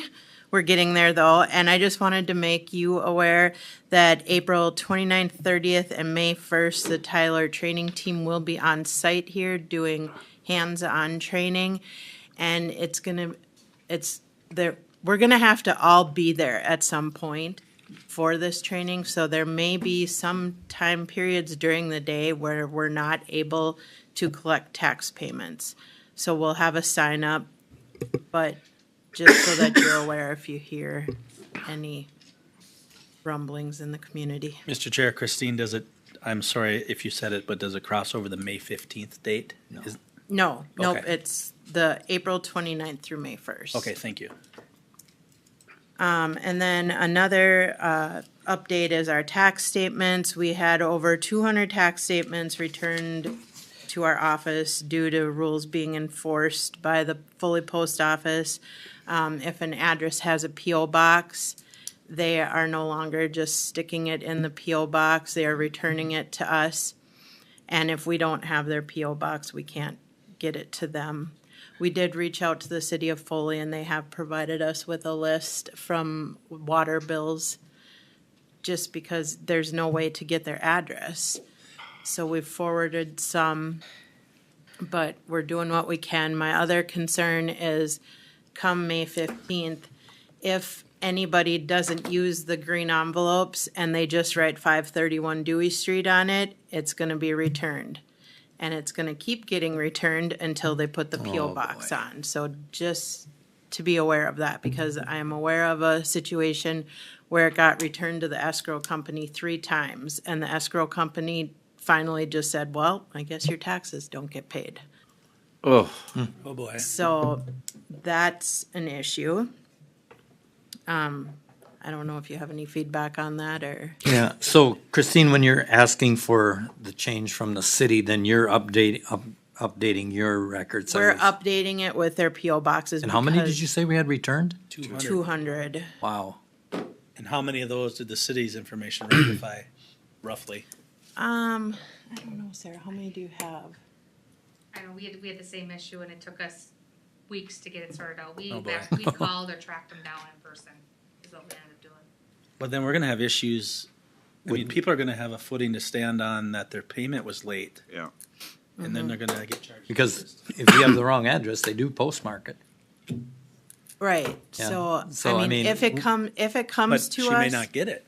Well, she won't get it, but when they return it, if you get a return letter, it's stamped, no address, and it's postmarked the date.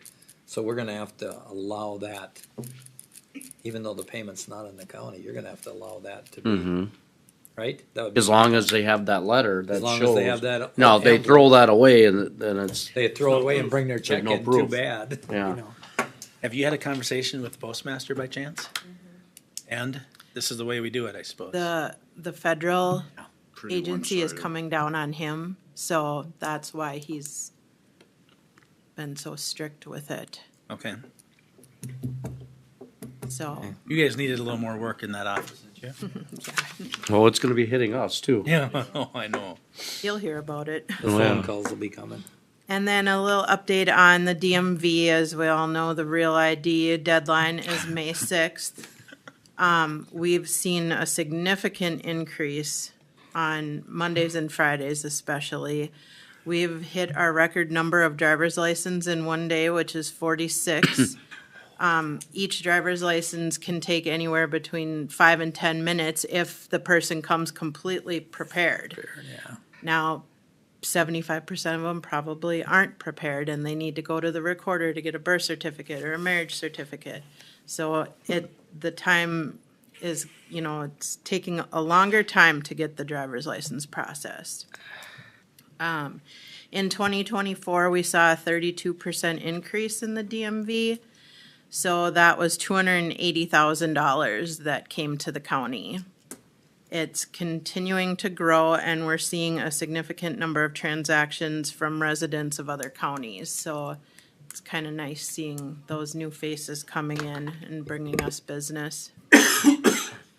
My last item is I'm just looking for some guidance on our special event permits.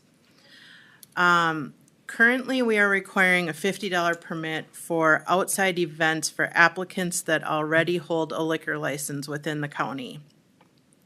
Right now, there's no law, statute, or ordinance within Benton County stating a special event permit is required. The county attorney's office has advised our office to create an ordinance, but right now, what we're questioning is if there's currently no ordinance saying that we need to, how can we enforce this to businesses that are coming to get them? And at the time, we only had Raleigh's was our only special event permit holder because of all of their outside events. Since they have constructed a permanent fence, and that has been approved through the local alcohol inspector as a permanent structure, so they're able to take their liquor license outside of the building. So that's no longer an issue. The issue that we just had come up recently is an event that is held within Benton County. It's held multiple weekends, and there's a food truck out of St. Cloud that is wanting to sell liquor there. We don't know what to do. Mr. Chair, since my friend Roxanne is here, could you just address, do we have an ordinance for special events that you're aware of Not in. through your department? Not through my department. We've got the large exhibition. Right. Ordinance, but special event, it's always tied to the liquor license, I Right. think, yeah. And would it be typical that another department would establish an ordinance like that?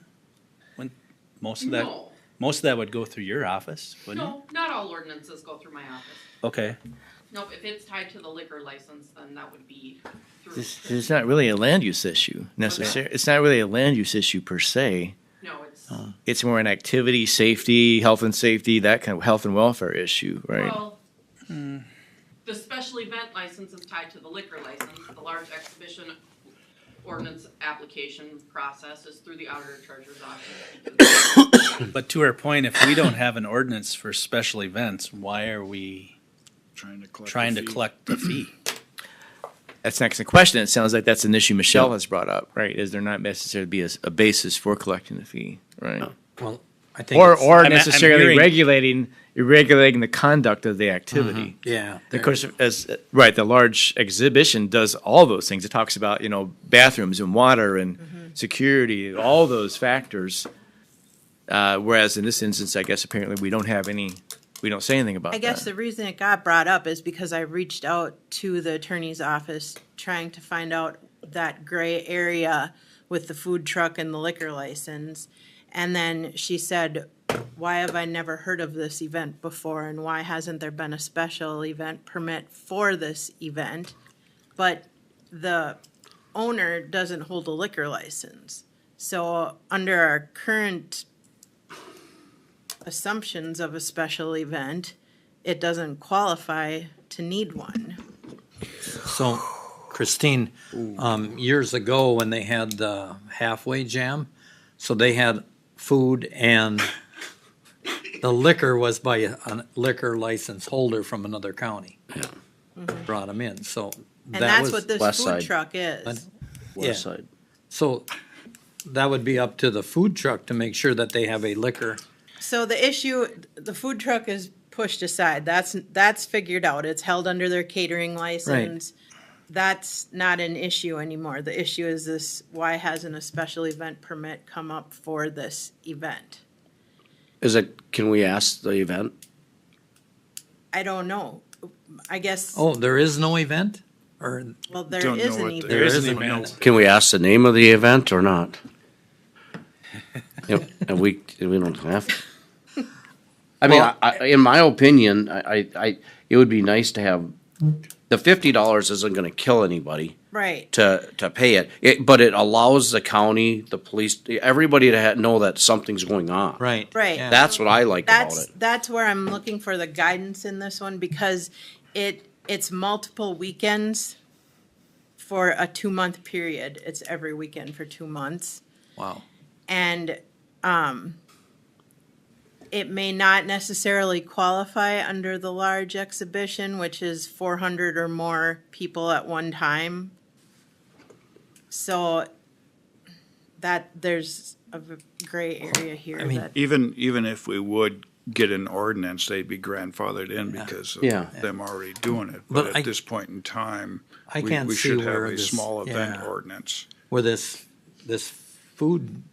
catering or food truck can sell liquor without a license. No, they they've got a license, they got a Well, they catering. have a They got a license. catering license. and then it falls under their catering license. The only stipulation is that it can't be sold out of the food truck. They need to have a tent beside the food truck and sell it from there. Well, that makes sense But to if me. if we're gonna require a fee without an ordinance, it Yeah. makes no sense. No, you can't, you have to have an ordinance if we're gonna require a fee. So then I guess the simple answer is maybe the auditor treasurer's office has to have a conversation with the attorney's office and establish an ordinance, if that's the case. For- If that's what we're gonna do. We Right. can't, but to collect a fee for, And these fees aren't to punish people, No. they're just to let the county know something's going on. Because, and they may have to address that in the ordinance if it's multiple weeks, or Right. if it doesn't qualify for the large gathering, maybe there has to be a separate definition. Okay. But is that something we wanna pursue? I think this was just all past practice, and it Yeah, just sure. kept getting handed down. And now someone in my office has questioned, why are we doing Mhm. this if there's nothing to back it up? Yeah. My question is Yeah. to research some of the cities, because I think they have ordinances in place with that stuff. but if this is out in the county, But we could take a look at their Yeah. ordinance and then kind of make it our ordinance, add our stuff to it.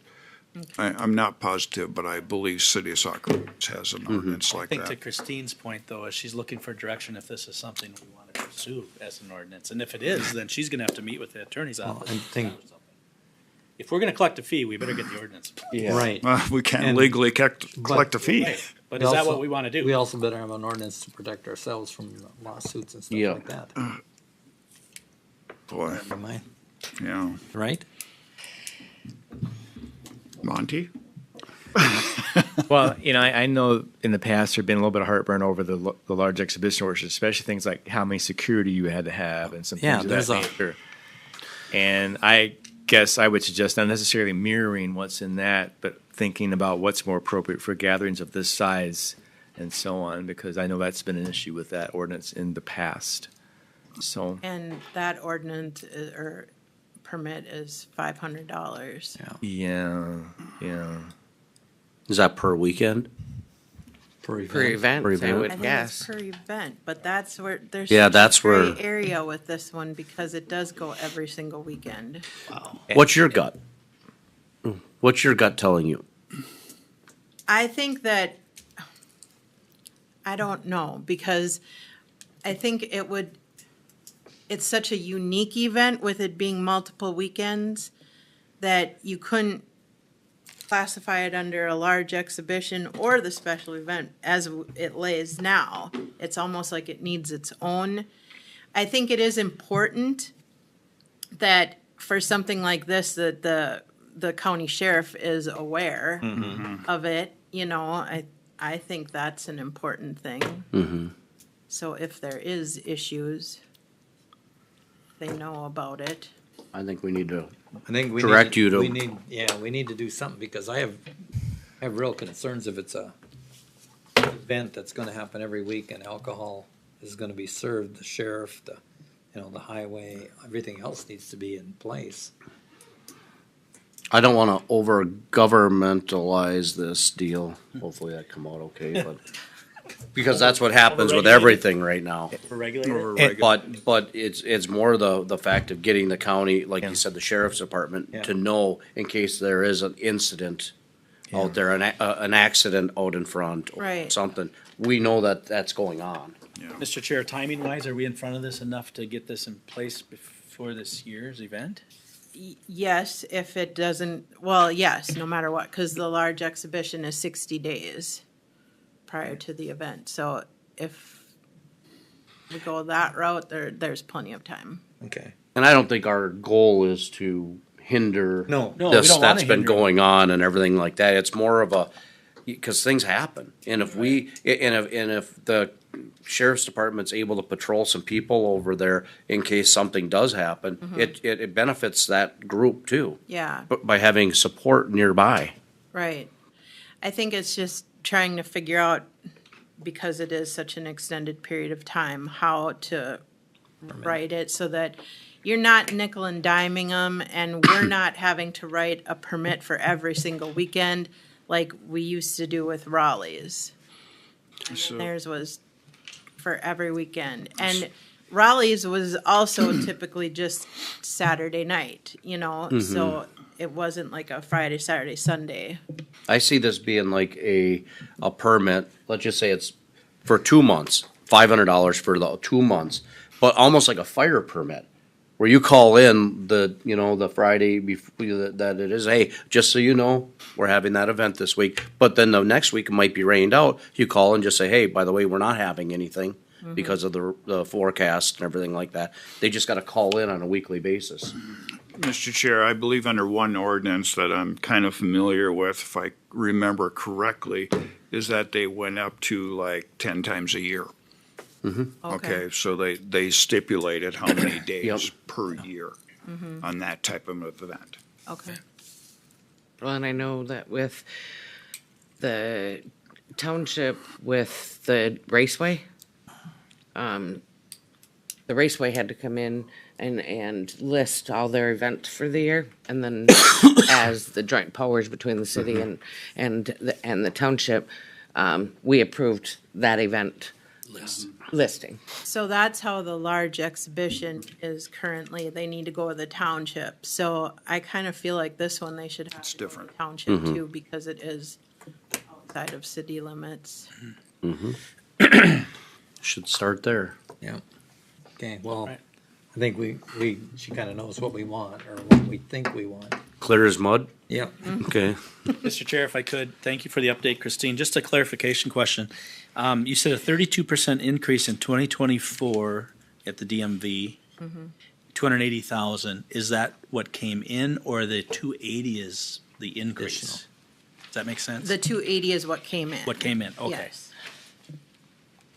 Thank you. Right. Mr. Chair? Yes. And Christine, I don't know if you're gonna know, but I think that it will help you guys in your office and probably keep complaints to a minimum on the 29th through the 1st.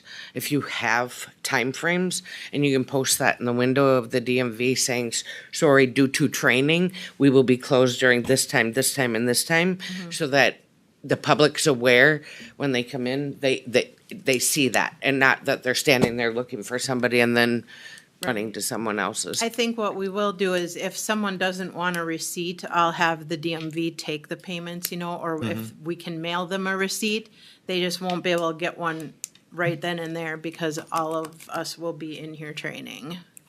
So we'll offer that too. Is there a way of putting it on the website? I was just too? gonna ask. Yeah.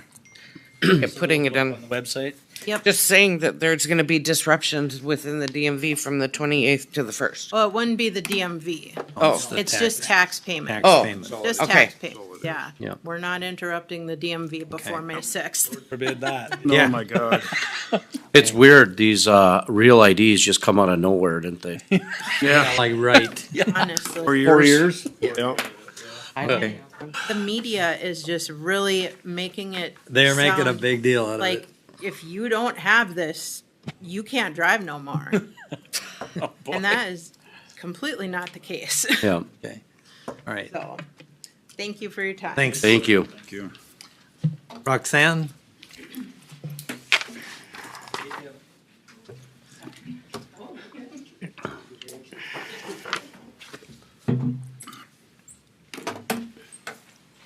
Morning. Morning. Chair. Hi, Luke. Morning. Is it still morning? It is Is still. it It is. Two applicants are seeking SCORE grant funding approval for 3 projects today. I'll go through them one by one. I just wanted to mention that this is not the usual process for this, but we did have 2 of the applicants that need early approval. Typically, these applications get presented to our SWAC committee, and then they will be brought to the board for approval.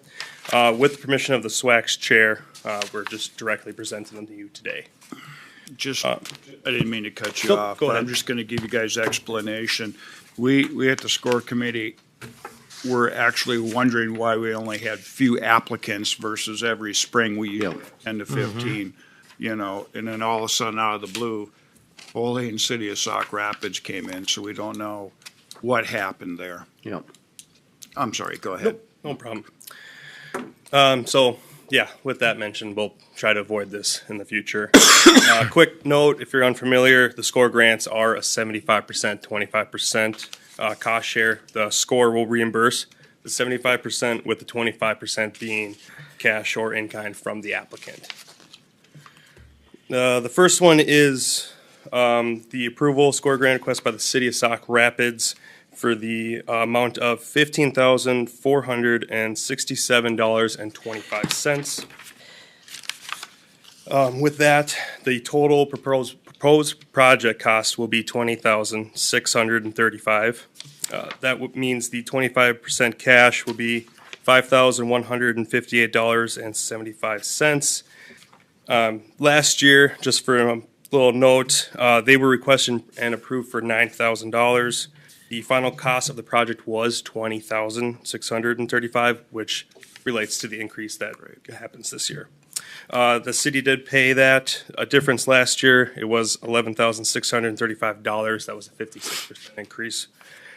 They have been requesting this since about 2006, so it happens pretty fairly every year. And total distribution, if you're wondering, the score has distributed $117,003.69 to this project. The score funds available as of, well, today, last week, were $277,717.69 in the fund. And we get another payment coming up, don't we? Yes, I'm unaware of the date, but it should. Yeah, thought it was in June or something I like think it's- that. I think it's actually April, so Is it? any April? day now, Okay. we'll be getting roughly $60,000. Mr. Chair. Yes. Luke or Roxanne, did you reach out to the committee? Did you hear any feedback about this? Yes, we did. I emailed everyone that's on the committee. We did have one person reach back, a member that was voted approval for this. I just wanted to make sure that they got notification that we were gonna do Right. this, that's all. And when we go through these, we look and see what they actually spent the year before. Mhm. Because if somebody comes up and says, "Oh, I want 30,000," but they only did 15 the year before, we usually cap it at that 15 and, Right. and go. Yep. So this is a legit increase. Next, I can move on to the City of Foley. There is 2 applications, so they came in at the same time, so I'm presenting at the same time as one. So the City of Foley is requesting for their annual cleanup event, $4,440. So the total cost of that project would be $5,920. The 25% of that would be $1,480. Last year, another quick note, they were requesting approved for $3,900. The final cost was $5,000. The funds reimbursed were $3,750. They've been applying for this grant since about 2018, and a total distributed amount of $24,345. And if you want me to do the math, we have it written down here that with the amount starting at $277,717.69, if you approve the Sauk Rapids, we would now be at $262,250.44. And then for their second application is for the compost site. They are requesting $7,500. So that means the project cost would be 10 grand. The 25% of that is 2,500. Last year, it was the request and approved for the same amount, 7,500. And they were reimbursed $2,341.74. That was of their 75 eligible expenses. The city ended up finding a local business to grind and remove the brush for free. Don't know if that's going to be continued this year. You can hope. They've been applying for this one since 2005 with a total distributed of $121,024.82. Sorry, this is a lot of numbers. And with the Sauk Rapids, the Foley first one, and this one included, we would be at $257,810.44. Mr. Chair, Luke, thank you for all those numbers. I know Can we go back to that number? Yeah, that which was- one do you want? The score committee actually asked for all of this stuff, so thank Yeah, you for no problem. all of this stuff in front of us. With that, I'll move to approve all 3 applications. I'll second. Motion been made and seconded. Any discussion? The only discussion I would have is that in future, I would prefer that they go through the solid waste committee, not come back to us. That's why we have the solid waste committee, and if if they can't meet the time deadlines or they don't know about them, then I guess we're gonna have to say, too bad. Yeah. I would have to agree too. I'll just say that. Yeah. They are very good, projects for the They're community. projects that, that the money is there for. Yep, and we'll be down to 250 with another 60 coming in, so we'll be over 300 again. But that's why we appoint this committee is. Yep, to absolutely. Look at these and have equal representation, whatever, so. Yep. Correct. They should have it on their calendar in the spring Right, of when yeah. to approach us, and it's always the second. Things happen, though. I will say that I miss a lot of deadlines myself, so I get it. Yep. With that, I'll call the question. All in favor? Aye. Opposed?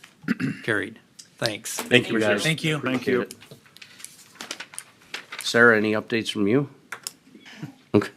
She was just glad we approved it. Blame Mark, he was the one who was late. Make, note to you, Sarah, tell Mark. Yeah. Early. Yeah. Thank you, Sarah. Thanks, Sarah.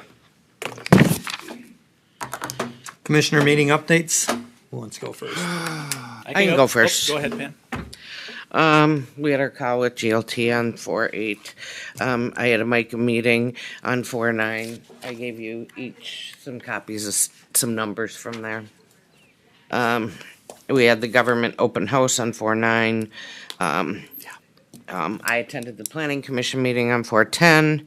And last night I had a meeting with some residents and representatives from the Senate and the House at the Government Center in reference to Donovan Lake issue. Okay, I can go. April 3rd, One Water, One Plan, Mississippi. Met down in Sherburne County, got our JPE board rolling. Commissioner Dietrich from Wright will be chairing and I'll be vice chairing. Okay. April 7th, MRC virtual meeting was basically an update from one of the senators, nothing really new. Of course, our call with GLT where we went over the finishes. Of course, our Sauk Rapids cow for the building meeting, which I thought, actually, I'm gonna be honest, went better than I thought it was going to. Here I was too. actually a little surprised. I thought there'd be more people there. Yeah. But that was just my opinion. And I have received and spent numerous hours on the phone with people who wanted to discuss the building project. So I think overall, I think a lot of it was questions, more so than anything else, and trying to understand and really trying to encourage them to attend our open house tomorrow and our tours, so they seem willing to do that. So that's all I had. Okay, I can go next. So I had my first AMC finance meeting. That was interesting. We're trying to come up with a new way of doing county Fees? our fees, yeah, and stuff. So one of the things that was brought up is about, with all the things coming back, because I think we're in a world of hurt when it comes to the cost shares and the shifts and all that stuff coming. They were talking about holding AMC wages, stagnant for the next year or two, and I'm like, I was very boisterous. I said, so we're gonna let these people leave? So, And it came out that they need to give their raises because we need to keep these people more now than ever to keep fighting for us. I mean, we just addressed that last year up in, Right. I don't know where it was, up whenever they had the workshop. Yep. And it was all in favor of, otherwise we're gonna lose people. Yeah. So how can we change in that short period of time? Yep. So there was that. We did meet, we had the APO meeting last Thursday. There was really nothing that came out of that. I know we'll be coming back to the board on the cost share for the belt line for the environmentals and stuff like that. That's a no-brainer in my opinion, that we support that.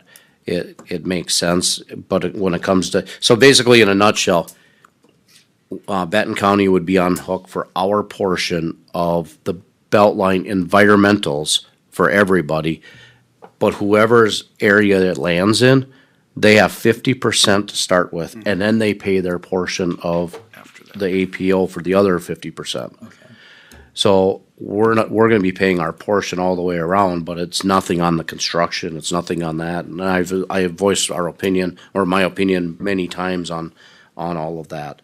We never got that assistance, but we're team players, everything. So in the scheme of things, we're doing our part by helping. It's a fix that really moves the area forward. Especially after this last meeting, because now Wade Park is getting involved, and they're actually saying we want to build our corridor and actually get it down on writing, so we stop development in these areas, which is huge. We had a corridor person come there that day and didn't really give any answers. So it was a new government program 2 years ago that they started, and it's a corridor committee, and all we got really was, oh, that's great conversation. But they hired 8 or 10 people, and Frank from Wade Park goes, so can I call you guys and get some help on this corridor? Well, yeah, that's a good talking point. And we're like, well, talking point? No, it's a legit job. Yeah. And they're like, no, we can talk about that. And then Frank's like, do you give us a notebook and we just doodle, or what? I mean, it was pretty direct like that. And then I brought up, and I said, because we had just come back from the Capitol, and I brought up the fact that, listen, we just got back from the Capitol. We're being told all these cost shifts are coming back to us. And here we got a department that's a corridor department that really has no meaning. It's government at its best. Doing another department. Maybe Doge needs to get in there. Yeah, so there was that. We did go down and testify for the County One project. Thank you for doing that, by the way. Yes, it went very well. Commissioner Heinen did extremely well on explaining a few things, and it was after the fact that actually I thought went very well when we got to go meet all the legislators. I got to really send out a kudos to O'Driscoll, Representative O'Driscoll. He had everything teed up like there's no tomorrow. I mean, between walking with the cheerleaders over, making sure they had our pamphlet ahead of time, introducing us before our hearing, and then going from number 17 all the way up to number 1. Yeah. I mean, he teed everything up to the end, and then he got scolded by it too. Yeah. So, which a great job. and he did follow up. I don't know if he called you, but he followed up with me on Saturday and thanked us for coming down and said it makes a big difference. And he said that he's going to be calling on us again here in the next few weeks to come back down, and it's going to be the 5-minute, hey, shake hands, get in front of them. It's not going to be testifying or anything like that, but going down there. So I think between there and on the APO, I did talk to the board, the APO board. We got the authority. Matter of fact, I got Turch's information.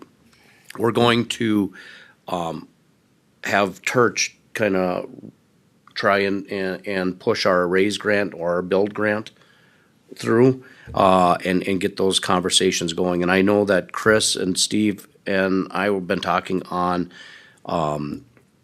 Grady's assistant out in DC about potentially like an hourly deal, because I think right now is the time. If we can get these people pounding, I think we can get money locally, and I think we can get money down at the feds, and I think we can get this job done, which is huge. Just to add on that, this is a team. Okay, it's just not me. It's all of us. No, it's yeah. Jared, you did a great job too. I got to thank Chris for putting everything together. Yep. For us talking points and everything. But you're right. O'Driscoll had everything set up, everything in place.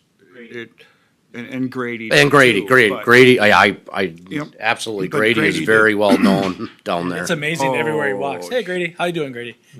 But even O'Driscoll coming out of those meetings, or even before that, talking to all these people, what he was doing behind the scenes was. I actually incredible. told Grady, I said, I'd love to recommend you, but we want to keep you as our little secret. Exactly. Yeah. And going back to that belt line with the APO, at least they're starting to understand that, because, St. Joe's giving away their right of way. They have no idea where to put their belt line anymore. Right. And this has been in for what, 20 some years? Yeah. Way Park, Sartell. So this has been ongoing with this belt line with the APO. It's just crazy. Yeah. I'm sorry. I didn't mean to. Nope, I just wanted to throw that. I had all the other cows and stuff like that, and that's about it for me. Yeah, and same thing, and that was fun. Actually, I truly enjoy going down there now to the Capitol. Because everybody sees you, they know you already. What I would have to agree is that everybody knows about our project. Mm-hmm. Everybody does. Whoever we talk to, and the senators, representatives, and they're all on board. Our local reps are all on board on it. Yeah. All of them. And then to find out that, like the St. Cloud area doesn't have a lot of huge, big projects for bonding. That was really That good. came right out. That was really good to hear from Senator Putman, too. I thought when you listened to it, I thought I kept listening after that, and I thought the one from Gaylord was your only downfall is when they ask about the cost of the project and they go, $1 million, and she says, Lord Jesus, this is the total cost, this is all you're asking for? And, you guys just got done asking for a pile of money, and I thought, whoa, that wasn't real good. Well, Commissioner Gopinski really clarified, the exact amount. Yeah, it was like, I wanted to throw a little joke in there, but I didn't yeah, know. you don't know. I mean, I don't know if they do that, but I'm like, we're greedy. We'll take anything. The chair was really good at Oh it. yeah. When Steve and I met with her prior to that, she was very good Oh, about that. yeah, very nice. Well, and the cool thing is after that meeting, she was testifying to a Driscoll. Yeah. Oh, on a really? so Great. there's some Great. yeah. So did it he call her out for that? yeah. Well, because he called her out earlier on something. That must be an interesting concept to address both chairs, huh? It's kind of like we do up here. We banter and Yeah. stuff like that, and it's all in good fun. Yeah. But they're dead serious. You do go through the chair, and, oh, yeah. Oh, yeah, and they should be. They won't even recognize but they got a chair and co-chair, so it's like Madam co-chair and who's Madam- chairing today, huh? Yeah. Don't they alternate? well, I would assume they do. They alternate Being who's in they've charge. got a co-chair, Yeah. they do alternate. Alternate between But she us. specifically wanted her to address the other one, right? Both of them. No, just her. just her. Just her. She was running the meeting. Yeah. Okay, so she was just Madam And Chair. Okay. Representative Lee was Just there. just there. I see. Okay. So I would assume he does other committees. Sure. But he walked over with Representative Lee and He did. briefed him on everything. Yeah. And Okay. Yeah. so I can't say enough thanks to O'Driscoll for Well, Representative. Driscoll's been there a while. He's got some, he's got some clout. He knows what he's doing. Right. He needed chair, he's chairs of Ways and Means, ain't he? Hmm. Yeah, so I mean, yeah, that's the most powerful committee there is. So he's good partner. Yep, very good. So I had GLT, I had the testify at the Capitol, which was fun. We had the County Road 29 extension meeting too, that was very good, Keep bringing up if we have money to bring the water across, the sewer across the creek, and I'm going, no, it's gonna happen. But we didn't throw out numbers, because we know where that is. Yeah. So, what else? I had one more. Don't remember. Guess I'd have to look at my phone. Okay, good or not? Yeah, I'm good. So I had all the same ones. Last night we had the extension committee to try and find farm family of the year. We got it. You find some? No, we found some to contact, but keep getting turned down. So we'll see. Everybody's a little bit gun shy, I think. Yeah. And that was about all. I thought our meeting in Sock Rapids went way better than I anticipated. I'm sure Rice will be the same. Oh yeah, I'm sure too. I did get calls from right. They're not happy that it's on Thursday night. Holy Thursday. Well, we can set another one. I mean, Well, a it's little just our late. time, really. Yeah, it's a little late now. But I mean, yeah, somebody like you guys are having this meeting on Holy Thursday night. Don't you want people to go to church? Yeah.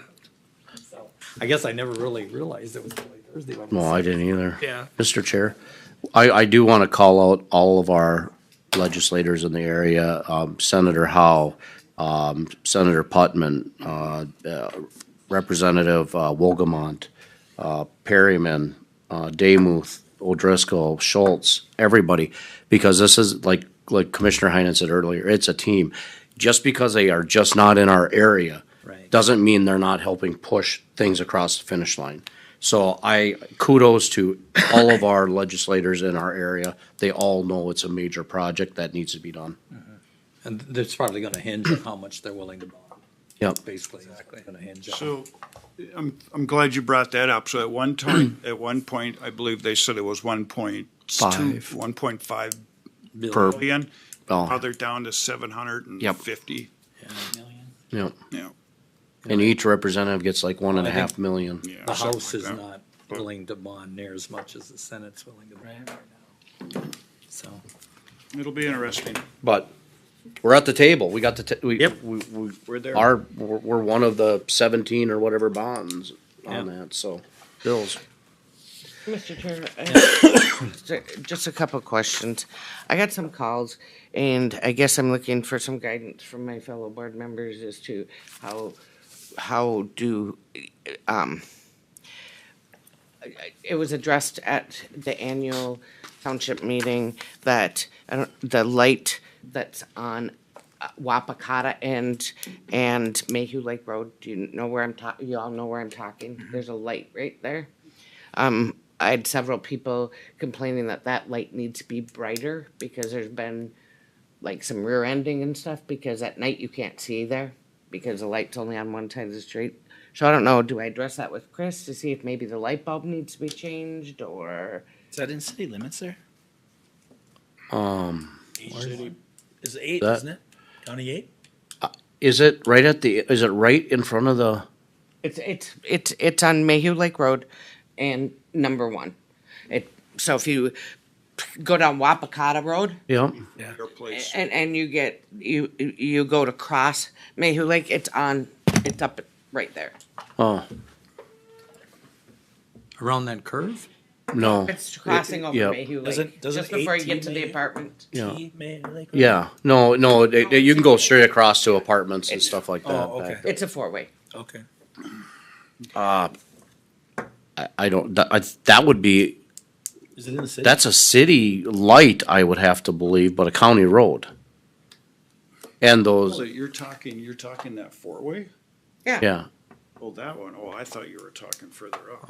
I'm totally lost. I don't know. There's Okay, a- so so- you know where Wapakata golf course is. Yeah. If you're coming from like Raleigh's to the bar and you're coming down, you're gonna take a left instead of going to the golf course. WAP, And you're gonna go all the way down to number 1, my road. which traffic I goes live this in way here. on Oh, it's number not 1. a 4-way though. It's right It's not a here. 4-way stop, That's- but I'm sorry. yeah.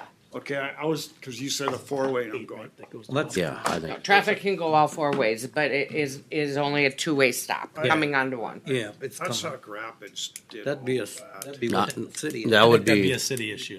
I think yeah, so. I think that, the lights a city, the roads are county. Yeah. Cause the county doesn't have lights, I don't think, on any roads, do they? Let me ask Mark Wood. But I mean, yeah. And then the other one that someone contacted me on is Town Hall Road and 15. They're wondering if they can get a flashing stop sign there because that 15 is traffic nonstop. And it's over by, Yeah. I don't know. How Flipson? 58 by Chad Flipson's? Yeah, Well, it's 15 and Town Hall Road. Town Hall. So it's just down from there. There's a house right It would on just the be a half mile left north. when you stop coming. That is a hard one. It's a hard one. It's a hard intersection to see. That would be Chris's. Well, you're looking like going straight, and you think you got the right of way. Yeah, and you don't. And you don't, and And that was Bruce brought that up to me from the township. well, He said because he's gotten quite a few calls on it and he's driven down it, and it's So I'm sorry, you said County Road, Kashaw 15 and Town Hall Road? yes. yes. Okay, gotcha. And that's the Isn't that welding guy? on well, there? yeah, the welding guy and I can, that dairy down there uses that a lot. Oh. Probably, Well, and Chad Flipson's is right there. Chad Yeah, he Flipson is. lives right Yeah, there too. you're right.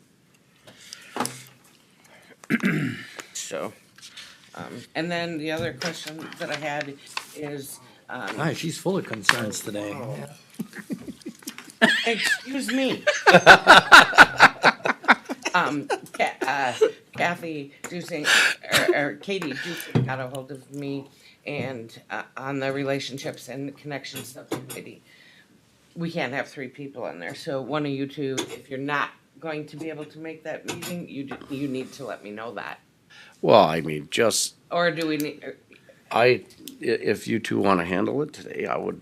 Here's the deal, I love the committee, but I'll tell you, it's good to get other people in there too. Well, and I have no problem. I just know that 3 of us cannot sit on there Yep. unless it's listed on a cow. No, and that's where I got the information on the classifications and stuff I brought up earlier, was that meeting, so. If you guys wanna take, I'm fine with, stepping back, and I got definitely other things I can do. Well, so do I. so. Yeah, but you're new. Yeah. We need you to get on all this stuff. Well, there's Keep it actually, up. there's actually one today at 12:30. I'm There is sorry, one what's today. that, 12? One today at There is one 12:30. Culture today team. at 12:30, so Jared, you're taking the one today? I can, yeah. Okay. Unless you wanna go, I mean, Well, I have another commitment because I okay. didn't know that. Nope, either that's of you fine. were not attending. And honestly, we don't have to have two commissioners there, come on and stuff like Yeah. that, but no, I've got no problem going. Anything And else? then afterwards, I'll just let you know if I can't make it. Yeah. Oh, I thought we were done, sorry. You gotta. I go thought ahead. maybe she had something else. You're gonna go to Keep it up, I thought I heard. I'm glad I'm way over here. I'm not gonna right. say anything. Stuff's gonna start Oh, flying. anything, Call yeah. for the cows, would you? Yep, I'm gonna duck my set head. committee of holes. We don't have any, thank you. Mr. Chair? Yep. Not so fast, Commissioner Gopinski. Mallory Voigt, who is the chair of the culture team, has requested the committee of the whole of the board to discuss career ladders. Again, she is chair of the culture team, and they wish to discuss career Let's ladders. Tessa do that. Yeah. Yeah, but I think they wanna just bring up that they believe that's a great avenue and stuff like that, so. She says we would like about 20 to 30 minutes to go over our information. Okay, let me ask you this. Information for what department? All of them? All of them, Okay. yep, it's all departments. Can we, Also, Mr. Chair, in conversations with one of our board members suggested having a committee of the whole of departments discuss state and federal budget conditions and how it might impact our county and begin to talk about strategies and That so was on. me. Yeah. So, okay, I had the same idea. Yep, So, I mean, Put them together. yep. so you could have these, of course, together, I think. When are you thinking? And then, and Monty, I do think Mallory wanted to talk about trafficking at 1.2, which, Oh, human that's a trafficking, which is huge. Problem. It's a huge, and I'll tell you, she brought it up in our, Public health is dealing with it. in our, culture team, and it's shocking what I'm like, we need to bring this to the board, because there's a lot of this going on in our area. Even in the city, even in the school district. Yeah, in the school district, so I think it's very important that we allow her to come in and do 20 minutes on just that. I think it's gonna grab your attention real quick. What does next Monday, the 21st, look like for everybody? Just So, I am also sort of pondering, Cities, that's it. Mr. Chair, is how much information we have to share with you that soon about what's going on at the state, possible federal issues. You know, of course, there's so many ideas at play at the legislature right now, and who knows which ones are going to land. I could do that. I guess do you if it's think? if it's a little bit farther off, You're gonna be on. if it's a little bit farther off, we might have better information to talk about. Right. Don't you leave the That's- 29th? And that's what I would. I'm thinking maybe, you know, even into the first week or so of May. The 5th? We have an 8:30 cow already on the 5th. You've got a human services public health cow on the 5th. Don't even have that. So maybe the 12th. 12th would work for me. How about the 12th? I just think we'll have more quality information if we've got a bit more time. The 12th, that's a Monday. That could work. That works. 8:30, 9? What's your preference? 8:30. 8:30, okay. Do we know for sure that, the community health and, Excuse me? human Mallory's team? services have something for us on the 5th? No, I'm sorry, I don't have know not yet. been hearing anything. It's been pretty quiet between MDH and DHS right now at the state level. I mean, Are we okay asking them, and if they don't? we can roll right into that one, because. So if we're tentatively scheduled for the 12th at 8:30, but if Human Services Public Health do not have substantive content for the 5th, we'll just change it to the 5th then. Yeah. Okay. Yep. When was that going to start on the 5th? Saying, That was 8:32, okay. 8:30. Yeah, okay. We'll let you know as soon as we can. You know, I don't want to necessarily push those folks into not having a committee of the whole if they have lots of issues they Right. want to talk about. You Yeah. know, I know sometimes we've canceled and So that's all we Well, I have, think it's Mr. more Chair, on in terms them of that cows. They have something great. If they don't, I'd be we don't. surprised. Well, and they don't have to, if all of a sudden it's, 45 minutes of updates, we can still do, Can do them both. yeah. Yeah, we can. Yeah, we can do that. If I instead may of add at a just meeting. one last thing, it's not a committee of the whole, but in conversation with the chair, inviting Sandy and Jacqueline to be on your May 6th agenda to discuss the federal, state budget impacts. Sit on what, they know, some of them have come down. Most of the counties through Micah, we heard, are doing that now. They're starting, they're Yeah. bringing in their human service So- and public health director because that's where most of your cuts are gonna be. Exactly. So I've asked Sandy to do the best she can to try and determine the Benton County specific impact of these changes. We've seen lots of statewide numbers, Yep. but we need, of course, local impact numbers. So she and I have spoken about that. Move for approval of the cows. Second. All in favor? Aye. I, Opposed, carried, same